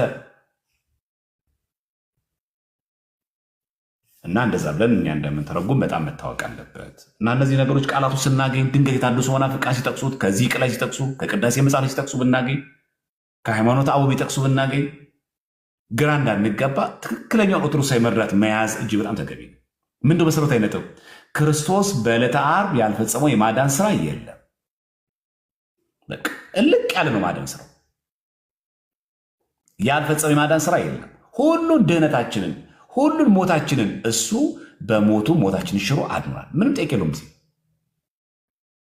ይሄ ያደረገልን ምህረት፣ ይሄ የሰጠን ይቅርታ፣ ይሄ የሰጠን መዳን ዛሬም ግን ሕያው ነው። ይሄ ሁሉ ኃጢአት ሰርቼ ይሄ ሁሉ በድዬ አትበል። ይሄ ነው ንግግሩ። ዛሬም ያ ምህረት አለ፣ ዛሬም ያ ይቅርታ አለ። አይዞ አትሸማቀቅ፣ አይዞ አትፈር፣ ዛሬ ወደኋላ አትበል፣ አይዞ። ዛሬም ይቅርታ ያደርግልሃል። ዛሬም ይቅር ባይ ነው። ከሳሽ አለብህ ዲያብሎስ? አዎ ይክሰስ እሱ። አንተ ብቻ ንስሐ ገብተህ ዝግጁን ማን ያስመልጠኛል ካል እሱ አለልህ፣ አይዞህ። ነገ በውድቀስ ውደቅ፣ ተመልሰህ ግን ንስሐ ግባ። ጻድቅ 7 ጊዜ ይወድቃል 7 ጊዜ ይነሳል። እበድላለሁ ብለህ ስጋው ደግሞ ከበቀል ወደኋላ አትበል፣ አትሽሽ፣ አይዞህ፣ ቅረብ። ይቅር ባይ ነው እሱ። እኔ እኮ የኔ ኃጢአት እኮ ይለያል አትበል፣ የክርስቶስ ደም ከኃጢአት ሁሉ ያነጻልና ይላል። ያን ነው የሚናገረው። ይሄ ኃጢአት እኮ ይቀርብኛል፣ ይሄን እኮ በድያለሁ እኮ እንደው ምን ይሻለኛል አትበል፣ የክርስቶስ ደም ከኃጢአት ሁሉ ያነጻልና።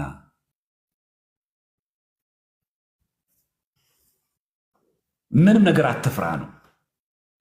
አንተ ብቻ በትህትና፣ አንተ ብቻ በፍቅር፣ አንተ ግን አይገባኝም እያልክ ወደ ስጋው ደግሞ ቅረብ።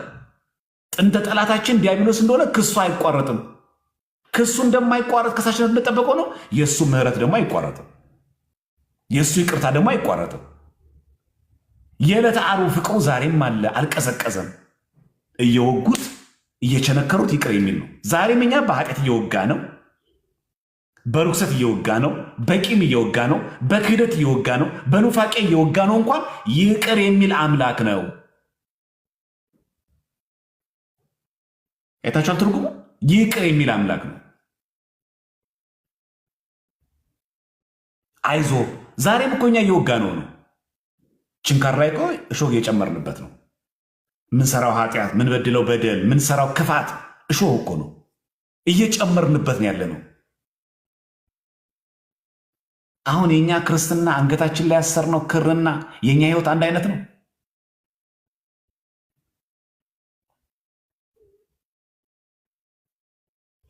ከአገልጋይ ተነስቶ ማለት ነው፣ ከሚያገለግል ሰው አንስታችሁ አንድ አይነት ነው።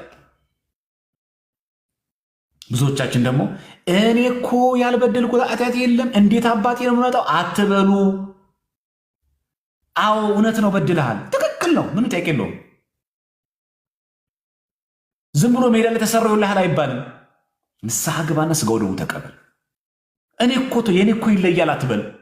ያንተን ኃጢአት ሊያሸንፍ የሚችል ምህረት አለ። ያንተን ኃጢአት ይቅር ሊል የሚችል ይቅርታ አለ።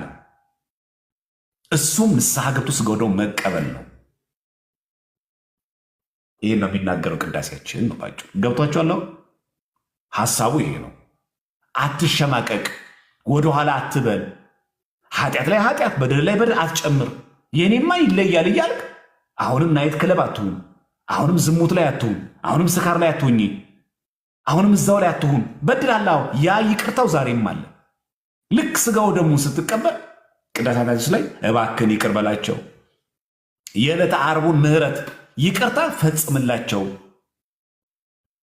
ወደ ኋላ አታርቃቸው። ያ ፍቅር አሁንም ያው ይሁን። ስለዚህ የሚያስታርቅ ነገር የሚል ስናገኝ፣ አስታራቂ የሚል ስናገኝ፣ የሚለምን ቃል የሚል ቃል በቅዱሳት መጽሐፍት ላይ ብናገኝ፣ በደንብ አስተውሉ፣ ብናገኝ ምን ተረጉሞኛም ብለን ነው? ያ ይቅርታው ዛሬም ዘላለማዊ ሆኖ መኖሩን ለማሳየት እንጂ ክርስቶስ አብን የሚለምን አማላጅ ሆኖ አይደለም። ይሄ ነው የሚናገረው ድርሳነ ሰንበትም። አይቹ ወንዘ ነሱ ጸሎት አለ የሚሉት ጸሎትን ከወሰዱ በኋላ የትኛውን የሚያደርጉት ይቅር አላቸው የምትለው ጸሎት ከወሰዱ በኋላ አማርኛው እኮ ነው ከጸለየላቸው በኋላ ያለው እንጂ ግዕዙ እኮ የሚለው ወንዘ ነሱ ከወሰዱ በኋላ አገኟት ያቺ ምህረት የሚያደርጉ ይቅር አላቸው። ዛሬም ትሰራለች።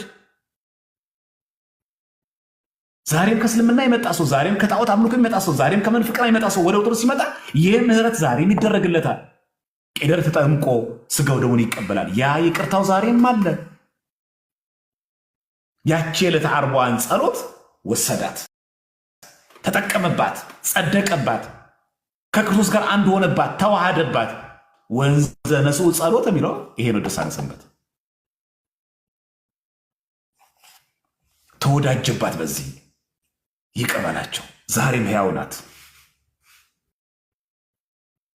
ስለዚህ በምንፍቅና ያለን፣ በክህደት ያለን፣ በአሕዛብ ሕይወት ውስጥ ያለን፣ በጣዖት አምልኮት ውስጥ ያለን ወደ እውነተኛይቷ ወደ ኦርቶዶክስ እምነት እንምጣ። ያቺ የዕለተ ዓርቧን ድነት ዛሬም ትሰራለች። እንወስዳታለን። ያቺ ጸሎት እንጠቀምባታለን። እንኩሰዷት። ያቺ የሚያደርጉት ይቅር አላችሁ ብዬ የለ ዛሬም ትሰራለች። አላረጀችም፣ አልወደቀችም። ዛሬ ሕያው ናት። እንዲህ እያለ ጌታችን ለደቀ መዛሙርቱ ወደ አባቴ አረጋለሁ ብሎ ሲነግራቸው ሀበ እስእል ምህረት ወደ ለመንኩበት ወደ አባቴ።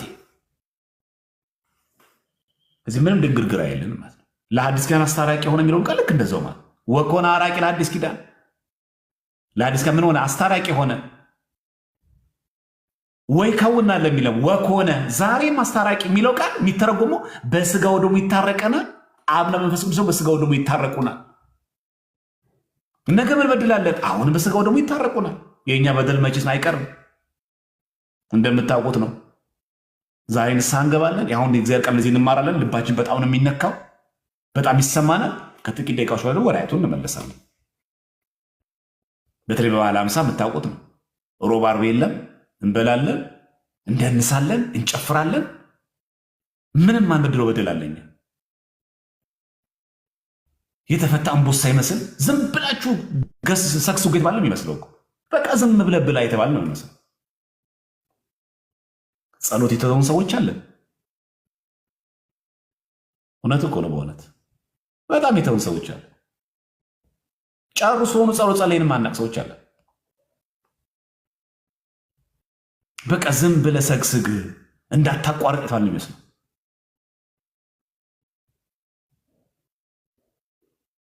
ይሄ መታወቅ አለበት ክርስቲያኖች። ስለዚህ የእግዚአብሔር ምሕረት የእግዚአብሔር ይቅርታ ሁሌ ሕያው ነው። እኛ በይቅርታ ለመምጣት ፈቃደኛ እንሁን እንጂ ለምሕረቱ ለመቀበል ወደ እሱ እንቅረብ እንጂ እሱ አይሰለቸውም። እስከ መቼ ነው ይቅር ምልህ አይልም። እስከ መቼ ነው በምሕረት መመለከት አይልም። እስከ መቼ ነው መምህርህ አይልም። ሁሌ ይቅር ባይ ነው። አንተ ብቻ ና ወደኋላ የሚያረቅ የትናንት በደል የሚያስባለም እንኳን ተመለስክ። ኃጢአተኛን አይጠላም ኃጢአትን ነው እንጂ። ስለዚህ አንዳንዶቻችን ንስሐ ለመግባት ስጋው ደሙን ለመቀበል ምክንያት የምናቀርበው የኔ ለሰው ያልነገርኩት በጣም ብዙ ኃጢአት አለ። ትክክል ነን። ይሄ እኮ ምንም መዋሸት የለብንም። ልክ ነው። ይህንን ግን ኃጢአታችንን ይቅር የሚያሰኝ ይቅር ሊያደርግ የሚችል የቤተ ክርስቲያናችን የትምህርት የዶግማ አካል የሆነው ስጋው ደሙ አለ። ያንን ለመግለጽ እንግዲህ በተቻለ መጠን እንደዚህ ለማስረዳት ሞክሬያለሁ። የቀረውን ደግሞ ሊቃውንተ ቤተክርስቲያን በደንብ ያስረዱናል፣ ያስተምሩናል ማለት ነው። የእኛ በአቅማችን እችን ያክል ካልን የእኛ ሊቃውንት ደግሞ ጊዜ ሲያገኙ በደንብ ያስተምሩናል ማለት ነው። እሺ ትሩላቭ የቀረ ነገር አለ? ወንድማችን የቀረ ነገር አለ? እንዴት እንደገባው እንኳን አላውቅም። ስለሆነቱ እግዚአብሔር በሚያውቀው ግን ስለ ፈያታዊ ዜማን እንደው አንድ ነገር ልበል። እግዚአብሔር እንደ ሁሌም ቅዳሴ ላይ የምናስታውሰው የፈያታዊ ዜማንን ምሕረትም ፍርድም የተደረገለት አባት ነው። ጌታችን እዛ ላይ ምሕረቱንም አድርጎለታል፣ ፍርዱንም አድርጎለታል። ፍርዱን ሲያደርግለት መቼም ወደ ገነት አስገባው ብሎ ጠይቆ አይደለም፣ ዛሬ ትገባለህ ነው ያለው ራሱ ጌታ። እንደገና ደግሞ ፈያታዊ ዜማን አምኖ ተጸጽቶ ንስሐ ገብቶ የእግዚአብሔርን ምሕረት ጠይቆ ትልቅ ስራ የተደረገለት እንደሆነ ቅድም ስትናገር እሱም በደንብ ብዙ ጊዜ ብዙ ሰዎችን የሚያሳስት ነገር ስለሆነ ለፈያታዊ ዜማን ቅዳሴ ላይ የምናስታውሰው ሁላችንም ኃጢአተኛ በደለኛ እግዚአብሔርን ከፈቃዱ የራቅን እንደሆነን አስበን ለፈያታዊ ያደረግከውን ለእኛም አድርግልን ብለን መቆም እንዳለብን የሚያጠይቅ ስለሆነ ነው ቅድስት ቤተክርስቲያን ቅዳሴዋ ውስጥ ያስገባችሁ ለማለት ነው። እግዚአብሔር ይስጥልኝ። እንዴት እንደገባው ግን አላውቅም፣ እግዚአብሔር በሚያውቀው። ምንም ችግር የለም። እሺ እግዚአብሔር ያክብርልን ወንድማችን፣ እግዚአብሔር ይስጥልን። በእውነት ዋናው መሰረታዊ ጉዳይ እኛ ልንማማር የፈለግነው ልናቅም የፈለግነው የቤተክርስቲያናችን ትምህርትን በሚገባ እንድናውቅና እንድንገነዘብ እንደ አሉባሌ ከሆነ ትችትና እይታ ርቀን የቤተክርስቲያናችን ትምህርት በደንብ እንረዳ ነው። ለዛ መጽሐፍ ማሳያችሁ ለዛ ነው። ነገራችን ላይ ለሁላችሁ ማሳያችሁ ለዛ ነው። እንዲሁ ዝም ብለን እንዳናወራ ብዬ ነው። ጥያቄ ካለ አንድ ሰው ልቀበልሽ።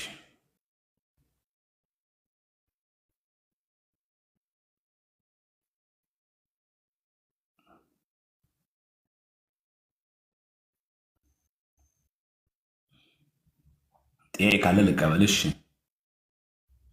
ማሂ ሰላም፣ እንዴት ናችሁ? እግዚአብሔር ይመስገን። እንደምን አለሽ እህታችን? እግዚአብሔር ይመስገን። እኔ እንኳን ጥያቄ የለኝም። ባለቀ ሰዓት ነው ዛሬ ትምህርት አምልጦኛል። ባለቀ ሰዓት ነው የገባሁት። መጨረሻውን ነው አሁን ስሰማ የነበረው። ግን የረጅም ዓመት እንትንህ ነበርኩኝ ተከታይ ከስር ሁሌም የማዳምጥ 2 ዓመት ወይ 2 ዓመት ይሆነኛል በትንሹ እንዳልሳሳት፣ ወይ 2 ዓመት ተኩል አንተንና ያሬድን በጣም ብዙ ነው የምከተላችሁ እና ያው ብዙ አስተማሪዎችም አሉ አሁን እዚህ ቲክቶክ ላይ። ለምስጋናም ነው የገባሁትኝ። እኔ በጣም ነው የምናመሰግነው በምታስተምሩን ትምህርት ላይ። አሁን እዚህ ውስጥ ብዙ ሰዎች አለን። ስንቶቻችን ማለት በዚህ ትምህርት ተቀይረናል። የሌላው እምነት ብቻ ሳይሆን እኛ ኦርቶዶክሳውያን ራሳችን ብዙ ትምህርት የሚያስፈልገን ሰዎች ነበርን። እስፔሻሊ ኢትዮጵያ ያላችሁ ሰዎች 24 አወር ቤተክርስቲያን ክፍት ናት እና እንደፈለጋችሁ ትምህርቱንም መድረኩን ታገኙታላችሁ። ውጭ ያለነው ደግሞ ብዙ ያስፈልገን ነበር እና እንዳልኩ 2 ዓመት ምናምን አብረን ብዙ ትምህርቶችን እና ኮሜንት ብዙ ምጽፉ ሰዎች ኮሜንት እየተዋችሁ በደንብ ይሄን ትምህርት ስትሰሙ የእግዚአብሔር ፍቅር በደንብ ውስጣችሁ ይገባል። አብዛኛውን ጊዜ ማዳመጥ የምትችሉ ስልካችሁን ትታችሁ ብታዳምጡ። እኔ ዛሬ ማዳመጤ ጥሩ ቦታ ላይ አድርሶኛል። እግዚአብሔር የተመሰገነ ይሁን። በተግባርን ቀይረው ለነ ዘማርያም ለነ መዝሙር ያሬድ ለሁሉም አስተማሪዎቻችን እኛ ብርታት የምንሆናቸው እኛ ስንቀየር ነው። ብዙ ዓመት ቁጭ ብለን መማር ብቻ ሳይሆን በተግባር እንቀየር፣ ስጋውና ደሙ እንቀበል፣ ንስሐ እንውሰድ እምነታችንን። ያ ነው ክርስቶስ ጋር ዋናው የምንገናኝበትን እንትን መስመሩን እነሱ አስይዘውናል። ሁሌም በቃ ከስር ኮሜንት እየጻፍን ብቻ እንቀመጥ፣ ፕሊስ እንቀየር። እግዚአብሔር እኔን ለትልቅ ቦታ አድርሳችሁኛልና አመሰግናችኋለሁ። ምክንያቱም ትልቁን የሚያስፈልገውን የሰማዩን ቤቴን የከፈታችሁልኝ እና ዘማርያም ላመሰግነው። ይሄ የእናንተ ደሞዛችሁ ነው። ዝም ብላችሁ መልፋት ብቻ አይደለም። እናንተ የሚከፈላችሁ ነገር የለም። የእኛ መቀየር ግን ለእናንተ ትልቁ ደሞዛችሁ እሱ ነው። የኛ ወደ ክርስቶስ መግባት በክርስቶስ ፍቅር ጋራ መኖር ትልቁ ደሞዛችሁ ነው እና በጣም በጣም ነው ማመሰግናችሁ። እግዚአብሔር ሁላችሁም እዚህ ውስጥ ብዙ ሰው ይታየኛል 400 ምናምን ሰውና ኮሜንት ብቻ መጻፍ አይሁን እባካችሁ። ሁላችሁም በደንብ የክርስቶስ ፍቅር እንዲያድርባችሁ ማዳመጥ ከልባችን ሆነን እናዳምጥ። ውስጣችሁ ሲገባ ራሱ እግራችሁ ራሱ ወዴት እንደሚሄድ ታውቁታላችሁ እና እኔ ላይ ዛሬ ጥሩ ቦታ ላይ አድርሳችሁኛል። አመሰግናለሁኝ እና ሁሌ እነሱ ዝም ብለው እኛን እንትን ብለው እናንተም ኮሜንት ጽፋችሁ ብቻ አትውጡ እባካችሁ። መቀየር ካለብን እንቀየር እና ራሳችንን እንቻል። ከዛ ደግሞ እኛ ሌሎችን እናስተምር፣ ሌሎች ደግሞ እንዲገቡ ወደዚህ እንትን እንዲገቡ። ዋናው እኮ ትልቁ እኛ እንዳለው አሁን የመጨረሻውን ነው ገብቼ ያዳመጥኩትና ንስሐ መግባት በስጋው ደግሞ መመላለስ ነው ከክርስቶስ ጋር መኖርና ዘማርያም እድሜያችሁን ይባርከው እግዚአብሔር። መልካም ሁሉ ነገር ይቅጠማችሁ። አመሰግናለሁ። እሽታችን እግዚአብሔር አክብርልን፣ እግዚአብሔር ይስጥልን። ምንድነው ሀሳብሽ በጣም ጥሩ ነው ማለት በእነዚህ በማህበራዊ ሚዲያ በምናገኛቸው ወንድሞች ብዙ መንፈሳዊ ቁም ነገር እንዳገኘን ሁላችንም እኛም ራሳችን ብዙ ነገር እየተማርን እንደሆነ ስለምናውቀው እጅግ መልካም ነገር ነው እና ሁሌ ስትናገሩ ማለት ያለባችሁ የቤተክርስቲያንን ትምህርት ስለምንሰማ ብላችሁ እንደዛ ተናገሩት። እሺ ትምህርታችሁን ብላችሁ የኛ የግል አታርጉት። በተቻለ መጠን ያው ለመግለጽ የተፈለገው ኦርቶዶክሳዊ ትምህርት እንደሆነ እናውቃለን። ግን ንግግሩን በዚህ አጋጣሚ እንድናርመው ብዬ ነው ስናገረው።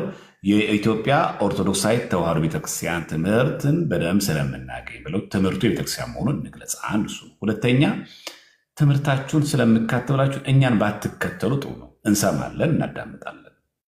በምንድን ነው የምታጠሩት? በቤተክርስቲያን ትምህርት ፊልተር የምታደርጉት በዛ። መመዘኛችን ማለት ቤተክርስቲያን ናት።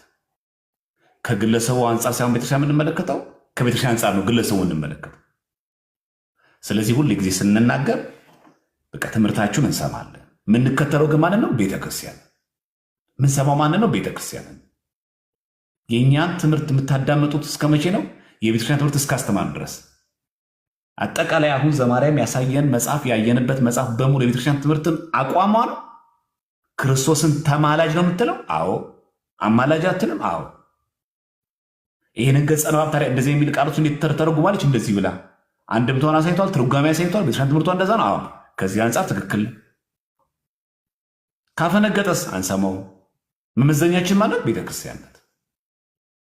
ወደፊቱ በዚህ መንገድ ብትቃኙ በጣም ቆንጆ ነው። ሁለተኛ በጣም በሚገባ እኛን ከወደዳችሁ ትምህርቱ በጣም ውስጣችሁ ከገባና ከሰረጽ በጣም ከጠቀማችሁ በጸሎት ማሰብ ትልቁ የኛ ጥቅም እሱ ነው። ነገራችን የእናንተ መዳን ለእኛ ይጠቅመናል። አዎ እናንተ ባትኖሩ እኛ ስለምንወቀስ ነው።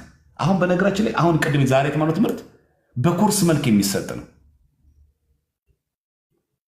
ልክ በትልቅ ጉባኤ ላይ ልክ አሁን ጊዜ በማጣት ምክንያት እንጂ በፓወርፖይንት ተዘጋጅቶ በሚገባ መጽሐፍቶቹን እንዳለ እያጣቀሱ በኮርስ መልክ የሚሰጥ ነው። ግን አሁን እዚህ ሚዲያ ላይ ያለ ሰው ደግሞ ለዚህ ነገር ተጋባዥ አይደለም። ቀለል ያለ ትምህርት ይወዳሉ ጊዜ። አሁን በእርግጠኝነት ርዕሳችን መዳን በእምነት ብቻ ነው አይደለም፣ ስግደት ለእግዚአብሔር ብቻ ብለን ብናነገር በቃ ሰው ግርር ብሎ ሁሌ እንደዚያ ትምህርት እንማር። የኛ የቅዳሴ መጽሐፋችን ላይ የሚገኝ ገጸ ንባብ ምን ማለት ነው? እኛ ማወቅ የለብንም። እኛ ለቆመን የምናስቀድሰው፣ እኛ ለቆመን ቅዳሴው የምንካፈለው፣ እኛ ለቅዳሴውን ስጋው ደግሞ የምንቀበለው የኛ እኮ ነው። ይሄን ሁሌ እነሱን በሚቀላቸው ርዕሰ ጉዳይ በቃ መጽሐፍ ቅዱስ ብቻ በሚለው ክርክር፣ እምነት ብቻ በሚለው ክርክር፣ ስግደት ብቻ በሚለው ክርክር ትክክል ነው። የምናሳምነው ችግር የለውም። እሱ የሚነቀፍ ሆኖ አይደለም። ግን ደግሞ እኛ በቅዳሴያችን ላይ የምናገኘው እንደዚህ አይነት ቃላቶች ስናገኛቸው፣ ጠጠር የሚሉ ቃላት ስናገኛቸው ምን ብለን ነው እኛ መረዳት ያለብን? እኛ ኦርቶዶክሳውያን ደግሞ የሆነ መናፍቃን አፈፍ አድርጎ ይኸው የእናንተ መጽሐፍ ቢለን ወይኔ ምንድን ነው ልንል እንደነግጥ ነው። እንደዛ እንዳይሆን እንደዚህ አይነት ትንሽ ወሰድ የሚያደርጉ ያዝ የሚያደርጉ መጽሐፍቶችን ገጸ ንባባትን በደንብ ማወቅ አለብን። ለዛ ነው ቅድመታችን ጥሩ የተናገርሽው ማሂ ማስታወሻ ይዞ በሚገባ መማር መገንዘብ ያስፈልጋል ነው። ለዚህ ነው በቃ በተቻላችሁ መጠን ማስታወሻዎችን እየያዛችሁ ብትማሩ በጣም ቆንጆ ነው። እንደዚህ አይነት ትምህርቶች አታገኛቸው ምን ሴንስ ትምህርቱ የለም ቤተክርስቲያን ላይ ያልኳችሁ ሳይሆን በቀላሉ ብናገኛቸው አይደሉም። እዚህ ማህበራዊ ሚዲያ ላይ የሚያስተምሩ ወንድሞች በደንብ ተጠቀሟቸው፣ በደንብ ተገልገሉባቸው። እኔ አደራ ምላችሁ እሱም ነገ ይሄ ድል ነገ አይገኝም። እንደዛ እየለፉ እንደዛ እየደከሙ መስዋዕት እየሰዉ ጊዜያቸውን ማለት ነው። የጊዜ መስዋዕት ነው የሚሰዉት፣ የእድሜ መስዋዕት ነው የሚሰዉት። በዚህ ልክ ድካም ላይ ያሉ ወንድሞችን ለማትረፍ እኛም ሌሎቹ ለማዳን እንድናመች ማንበብ ተገቢ ነው። ሁሌ በጠየቅን ቁጥር ድንብር በራችን መውጣት የለበትም። በቃ ካሁን በኋላ ይሄን ሲገልጥል ግለጠው። እነሱ አሁን ደስ ብሏቸውን ይኸው ክርስቶስ ጸልዮላችሁ ይላል። ይኸው እዚህ ድርሳነ ሰንበት ላይ ሚካኤል ነፍሳትን ከሲኦል አወጣ የሚለውስ ስለዚህ አልቀበለውም ሲል ስለዚህ የመጽሐፍ አንተን አይመለከትም በሉት። በቃ ዝጋው። አንተን ከላይ የማይመለከት ከሆነ የሚመለከትን ነገር አንሳይ በሉት። ያችን ንባቧን ያችን ገጿን ብቻ ያችን አረፍተ ነገር ብቻ ቡጭ ካልወስዷታል። ሚካኤል ነፍሳትን ከሲኦል አወጣ የሚለው እዚህ ድርሳነ ሰንበት ላይ ያለው እስከ አልቀበለውም ነው የሚላችኋል። ካልተቀበልኩ አትጥቀሰው መጽሐፍ አንተን አይመለከትማ። ማትቀበለው መጽሐፍ ምን ትጠቅሳለህ? ይሄ ነው መጠየቅ ያለባችሁ። ማትቀበለው እኮ ልትጥቀስ። ከዚህ ላይ ክርስቶስን ይኸው አማላጅ ይላል ካልክ ደግሞ እዛው ምዕራፍ ላይ ደግሞ ቀጥል ስታነበው ደግሞ ምን የሚል ቃል እናገኛለን? የሰንበትን አማላጅነት ይላል። ስለ ሰንበት አማላጅነት አንተ ትቀበላለህ? አትቀበል። ስለዚህ ይህን መጽሐፍን አትጥቀሰው ማለት አለብን። መች ይመለከትሃልና ሲጀመር የሰንበትን ራሱ ሲጀመር አማላጅነት ትቀበላለህ? እንዲ ያለ እዚህ መናፍቃን ይህን መጽሐፍ ጠቅሰው ድርሳነ ሰንበት እንደዚህ ሲሉ ከመነሻው መጽሐፉን አምናችሁበት የምጠቅሱ። አሁን እኮ እኛ መጽሐፍ ቅዱስን እኮ ይዘን ከነሱ ጋር ምንድዋዩ ለምንድን ነው? መጽሐፍ ቅዱስ እንቀበል ይላሉ። መጽሐፍ ቅዱስ እንቀበላለን ስለሚሉ ነው ከመጽሐፍ ቅዱስ ይዘን የምንከራከረው። እና እነሱን ደስ አሰኘቻቸው። በቃችን ገጽ አገኛትና በቃ ይኸው የክርስቶስን አማላጅነት እዚህ ጋር ይናገራል። እና ስለ ሰንበት አማላጅነት የሚናገረው ስለሚሉ ይተረጎማል። በደንብ አድርጎ ማንበብና ማወቅ ተገቢ። ሁለተኛ ቅድም የተማማራ መካከለኛ ብለን ምንፈታት ትምህርቷን ምን ትምህርት እንዳለ በደንብ ወቅቱ ማወቅ ነው።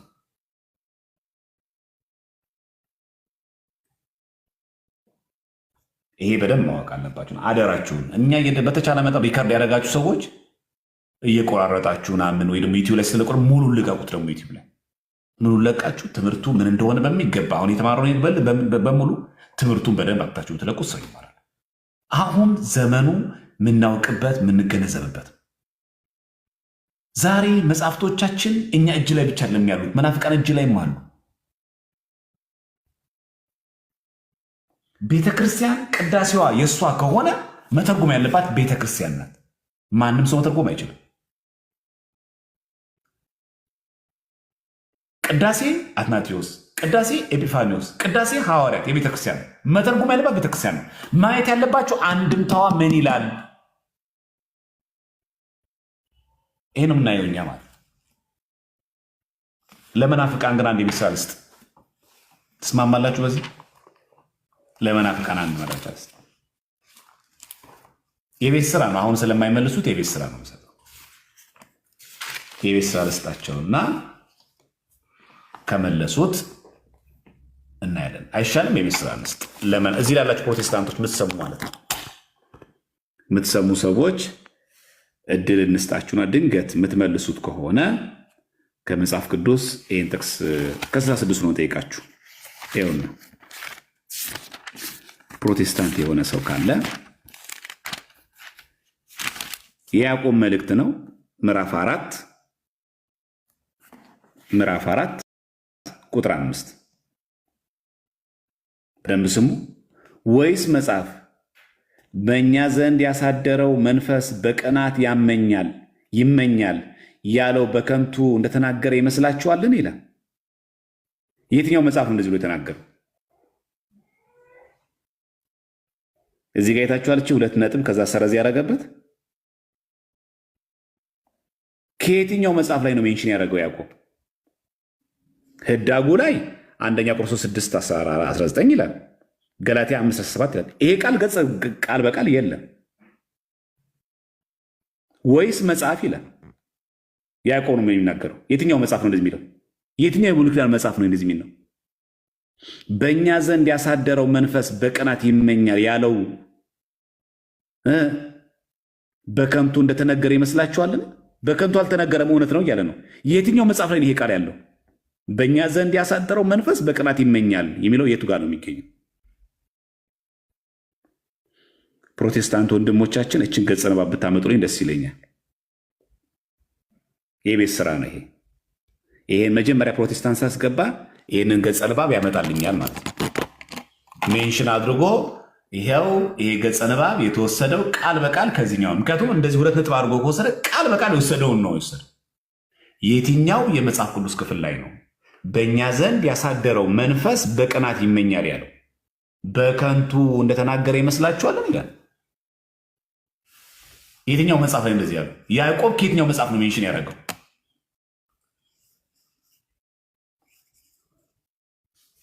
በከንቱ እንደተናገረ ይመስላችኋል ይላል። የትኛው ነው በከንቱ ያልተናገረ? የትኛው መጽሐፍ ላይ የሚጠቀሰው?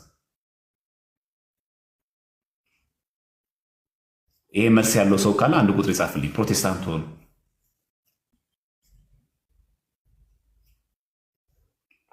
እኔ ፕሮቴስታንት ነኝ፣ ይሄ ጥቅስ የቱ ጋር እንደተጻፈ አሳይሃለሁ የሚል ሰው ካለ እድል እሰጣለሁ።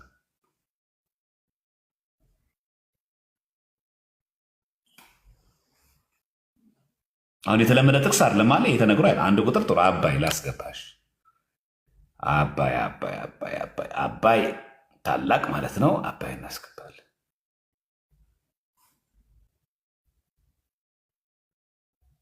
አባይ እንዴት ነህ? ሄሎ፣ እንዴት ነህ አባይ? እግዚአብሔር ይመስገን ሰላም ነው። እግዚአብሔር ይመስገን ደህና። ከየት ቤተ እምነት ነህ? እኔ ሌላ ጥያቄ መጠየቅ ፈልጌ ነበር። እሺ ግን እሺ ጠይቅ። እሺ ግን ለአንተ አልነበረም ለእኛ አልነበረም ብል የሰጠሁት ለእነሱ ነበር። እሺ ይቀጥልሽ። ትንሽ ልጠብቅ ወይ? አንድ 5 ደቂቃ 10 ደቂቃ ፈልጌ ነበር። እሺ ጠብቅና ሌሎቹ ካሉ ጊዜ ካለ ትሰጣለህ። እሺ ፍቅር አለ። እሺ ልጨምር።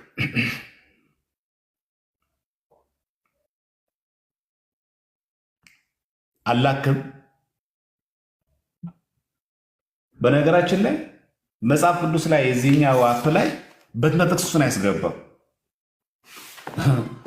ሌላ ነገር ደግሞ መስሏችሁ ደግሞ እንትን እንዳትሉ ግራ እንዳትጋቡ መጀመሪያ ላንብብላችሁ መሰለኝ። አይ ቲንክ ማየቱ ተገቢ ይመስለኛል ግራ ከምትጋቡ። ይኸውና ያዕቆብ አለ ያልኳችሁ ያዕቆብ 4:5 አለ ያልኳችሁ ይኸውና። ወይስ መጽሐፍ ይልና አያችሁ፣ ኮቴሽን ውስጥ እንደከተተው ኮቴሽን ውስጥ ነው። በእኛ ዘንድ ያሳደረው መንፈስ በቅናት ይመኛል ተዘጋ ያለው በከንቱ እንደተነገረ ይመስላችኋልን ይላል። ያዕቆብ እችን ኮቴሽን ውስጥ ከቶ ያመጣት በእኛ ዘንድ ያሳደረው መንፈስ በቅናት ይመኛል የሚለው ገጽ ነው። ቤት ነው የሚገኘው። ቃል በቃል ነው የወሰዳት ማለት አይታችሁ። ኮቴሽን ውስጥ ከገባ አንድ ነገር ቃል በቃል ነው የወሰደው ማለት ነው። ይታያችኋል። እዚህ ጋር በእኛ ዘንድ ያሳደረው መንፈስ በቅናት ይመኛል የሚለው ወይስ መጽሐፍ ነው የሚለው? በከንቱ እንደተናገረ ይመስላችኋል አለ ያዕቆብ። ከየት አምጥቶ ነው ሜንሽን ያደረገው? ይሄንን ቃል በቃል ይሄ ቃል የት ቦታ ተገኝቶ ነው ይሄን የጠቀሰው? አንደር ኮቴሽን ከገባ ያ ነገር ቃል በቃል ስለወሰደው እንደሆነ ስለሚናገር ማለት። ቆይ ግን ከፕሮቴስታንቶቹ በፊት ኦርቶዶክሳን ገብቷቸዋል? ጥያቄው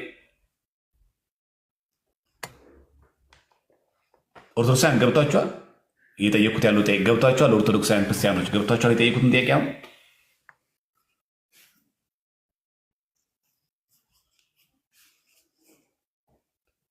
አዎ ያዕቆብ ምዕራፍ 4:5 ላይ ያለው መጽሐፍ እንደዚህ ይላል ብሎ ትምህርተ ጥቅስ ውስጥ ከቶ ያመጣው ከየትኛው የመጽሐፍ ቅዱስ ላይ ወስዶ ነው? ያዕቆብ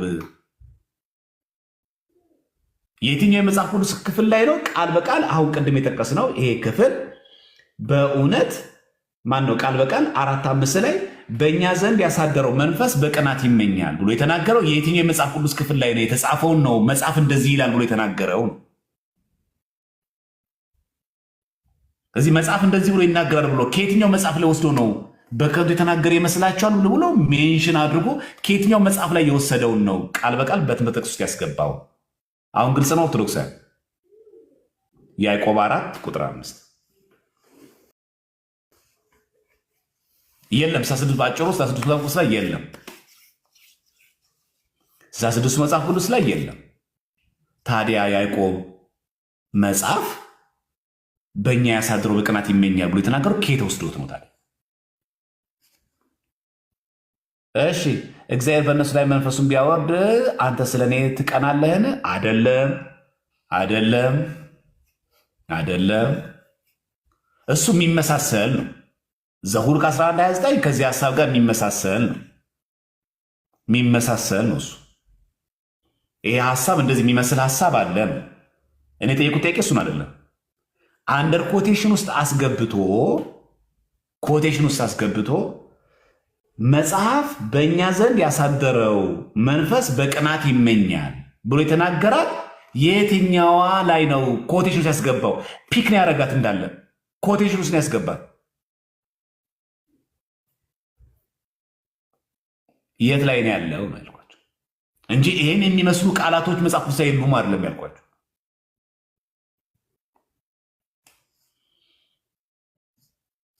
እንደዚህ ነው። ስለዚህ ያዕቆብ ነው የጠቀሰው ስድስቱ መጽሐፍ ቅዱስ ከየት ነው እንጂ ሐሳቡን የሚመስል ቃል አለ ዘኍልቍ ላይ አለ። እኔ ሐሳቡን የሚመስል ቃል አለ ያልኳችሁ ቃል በቃል አንደር ኮቴሽን ከገባ አንድ ነገር በቃል ነው የተወሰደው እንዳለ የለም አለ የሚል ሰው ካለ የቤት ስራ ሰጥቻለሁ። እንደው ለአሁኑ ግራ እንዳይገባችሁ ድንገት ነው ያመጣብኝ እንዳትሉ እናንተው ራሳችሁ በደንብ አድርጋችሁ ፈትሻችሁ አምጡልን እና ይሄው ኮቴሽኑ ሲያስገባ ይሄው ነው በቃ ኮቴሽኑ ሲያስገባው ይሄውና ከዚህ ነው ወስዶ ብሎ ማየት ይችላል። ይሄ በዚህ አጋጣሚ እንድታውቁት ለማለት ነው። ስላስተማረ ስለመከረን እግዚአብሔር አምላክ ስሙ የተመሰገነ ይሁን። ሁላችንም እግዚአብሔር አምላክ መጨረሻችን ያሳምርልን። አይበቃችሁ? በቃ ለዛሬ ሪከርድ ያደረጋችሁ ሰዎች በተቻላችሁ መጠን ለሌሎቹ ሰዎች ቢዳረስና አንዳንድ ጊዜ ብትችሉ ዩቲዩብ ላይ የምትለቁ ሰዎች ደግሞ እንዳለ ሙሉ ብትለቁት በጣም ቆንጆ ነው። ለዛ ለብዙ ሰዎች ትምህርት ይሆን ብዬ ተስፋ አደርጋለሁ። እግዚአብሔር የሁላችንም መጨረሻ ያሳምርልን። ከቤቱ እንዳንጠፋ ከቤቱ እንዳንርቅም በምህረቱ በመግቦቱ ይጠብቀን። ማናችንም ከቁጥር አያጉድለን። እንግዲህ ባገኘናት ጊዜ ደግሞ መሀል መሀል ላይ እንለቀታል። እሺ ወንድማችን መላኩ እዚህ ቅድስት ቤተክርስቲያን ዩቲዩብ ላይ ስለሚለቀው እሱ ላይ ማየት ትችላላችሁ። ቅድስት ቤተክርስቲያን ዩቲዩብ ላይ ይለቀዋል። ያመለጣችሁ ሰዎች በነገረ ክርስቶስ ላይ በቅዳሴና በዚህ በመጽሐፈ ዚክራ የሚነሱ ጥያቄዎችና መልሶቻቸው የሚለው ላይ እዛ ላይ ስለሚለቀው ላለፋችሁ ሰዎች እሱም ማየት ትችላላችሁ። እና እንደዚህ አይነት ትምህርት ብንማማር አይሻልም ወገኖች? ወይስ እንደዚህም ብለን እየገባን እምነት ብቻ ጸጋ ብቻ ቢሉ ነገር እንወያይ?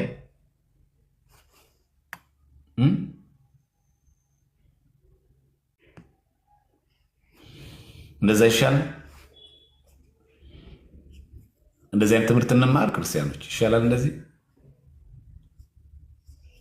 ቀለል ያለ ትምህርት የምትፈልጉት እንደዛ ከሆነ ቀለል ያለ ትምህርት የተማር ምናምን ይሆናል። ግን ብትችሉ ግን እንደዚህ አይነት ትምህርቶች ብትወዱ በጣም ቆንጆ ነው። በኋላ እነዛ ሰዎች ሲመጡና ከባድ የሆነ ነገር ስንማር ደግሞ ድንገት እየጠጠረብን ሲመጣ ደግሞ ወይኔ እንዳትሉ እናደነግጡ። ትምህርቱ ካሁኑ ብንይዘው ስንቁ ቢኖረን እውቀቱ ቢኖረን ትምህርቱን እኛ ብናቀው በደንብ አድርገን የኦርቶዶክስ ትምህርትን በደንብ ብንረዳው ማንም ሰው አይከብዱ። እንደዛ ለማድረግ ያመቻል ነው። ሌላው አንድ ጉዳይ አለኝ። ለዛሬ አይሆንም እንዳይረዝምብኝ አንድ ጉዳይ የምነግራችኋለሁ። ነገ ስንገባ ላይቭ ላይ እንነጋገርበታለን። እግዚአብሔር ከፈቀደ ወይ ነገ ጠዋት አካባቢ ወይ ደግሞ ከሰዓት አካባቢ ባለን ጊዜ ላይ ፍቃድ እግዚአብሔር ከሆነ ገብተን እንማማርበታለን በትምህርቶቹ ላይ። አሁን ዩቲዩብ ላይ ይለቅላችኋል መላኩ። መላኩ ዩቲዩብ ላይ ከለቃችኋል ሰምታችሁ ግልጽ ያሆንላችሁ ኦርቶዶክሳውያንም ሆነ ሌሎች ቤተ እምነቶች ያልተብራራ ነገር ካለ ነገ እንመለስበታለን። በደንብ ስሙትና ሰምታችሁት ግልጽ ያልሆነ ነገር ካለ እንሄዳለን ማለት ነው። ከዛን ደግሞ እንደዚህ ቀለል ቀለል ያሉ ትምህርቶች ደግሞ እስቲ መሀል ላይ ደግሞ እስቲ እናደርጋለን። እስቲ እንደዚህ ጨመር እያደረግን ይሄ ብቻ ምን ማለት ነው ብለን እንነጋገራለን። የዛሬውን ጥቅስ ግን የቤሳ ለፕሮቴስታንት ውስጥ ይቻለሁ ያዕቆብ ምዕራፍ 4 ቁጥር 5 ላይ በትምህርተ ጥቅስ ውስጥ አስገብቶ መጽሐፍ እንደዚህ ይላል ብሎ ቃል በቃል ጥቅስ ማለት ቃል በቃል ማለት ቃል በቃል ሜንሽን አድርጎ የወሰደው ከየትኛው መጽሐፍ ቅዱስ ክፍል ነው? ያዕቆብ ምዕራፍ 4 ቁጥር 5 ከየትኛው የመጽሐፍ ቅዱስ ክፍል ላይ ነው በቃለ መጠይቅ በትምህርተ ጥቅስ አድርጎ ያስገባው? ስለዚህ መጽሐፉ ምንጩ ከየት ወሰደው? 66ቱ ብቻ ከሆኑ እስትንፋሰ እግዚአብሔር የሆኑት ከየት ወሰደው? መጽሐፍ ቅዱስ ነው እንግዲህ የሚናገረው። አሁን እንደዚህ አይነት ጠይቋቸው ምን እንደሚመልሱ ታውቃላችሁ? አሁን እሱም ማወቅ ከድነት ጋር ይገናኛል ይላቸው። እችናል መልሳቸው። እኔ ልንገራችሁ እንዲህ ነው የሚመልሱት። በቃ ከሚመልሱት መልስ ይሄንን አሁን ከድነት ጋር ይገናኛል። አሁን ምን ጥቅም አለው? መጽሐፍ ቅዱስ የማይጠቅም ነገር አለ? እችናት በቃ ማምለጫ መልሳቸው እችናት። መጽሐፈ ኩፋሌ አያስፈልግም፣ መጽሐፈ ሄኖክ አያስፈልግም፣ መጽሐፈ ጥበብ አያስፈልግም ይሉና ከዛ እኮ ይጠቀሳል ስትሏቸው አሁን እሱ ከድህነት ጋር ይገናኛል። 66ቱ መጽሐፍ ቅዱስ ላይ አንድ ገጸ ንባብ፣ አንድ ምዕራፍ፣ አንድ ሐረግ የማይጠቅማል ከድህነት ጋር የማይገናኝ ያውም ደግሞ የሐዲስ ጋር መጽሐፍ የማይገናኛል ከድህነት ጋር የማይገናኛል ከድህነት ጋር የማይገናኛል የለም። እንደዚህ ነገሮች ስላሉ በደንብ እናውቀው ያደርጋል። ስለዚህ እናንተም ጠይቋቸው። አፑ ያላችሁ ሰዎች ያዕቆብ ምዕራፍ 4 ቁጥር 5 በትምህርተ ጥቅስ ውስጥ አስገብቶ መጽሐፍ እንደዚህ ብሎ የተናገረው ቃል በከንቱ የተናገረ ይመስላችኋልን ብሎ አንደር ኮቴሽን በትምህርተ ጥቅስ ውስጥ አስገብቶ የተናገረው ከየትኛው የመጽሐፍ ቅዱስ ላይ ቃል በቃል ወስዶት ነው? ችሎ ጥያቄ። ትምህርተ ጥቅስ ውስጥ ነው ያስገባው። ከየት ነው የወሰደው? እችን ነው እኛ የፈለግነው ማለት ነው። እቺ የቤት ስራችሁ ናት። ስትገቡ አባይን እግዚአብሔር ያክብርልን እባክህ ለነገ አድርግልኝ፣ አንድ ጉዳይ አሁን ስላለብኝ ነው። ነገ እግዚአብሔር ከፈቀደ እቀበልሃለሁ። ጥያቄን እንማማርበታለን። የሁላችሁ መጨረሻ ያሳምርልን።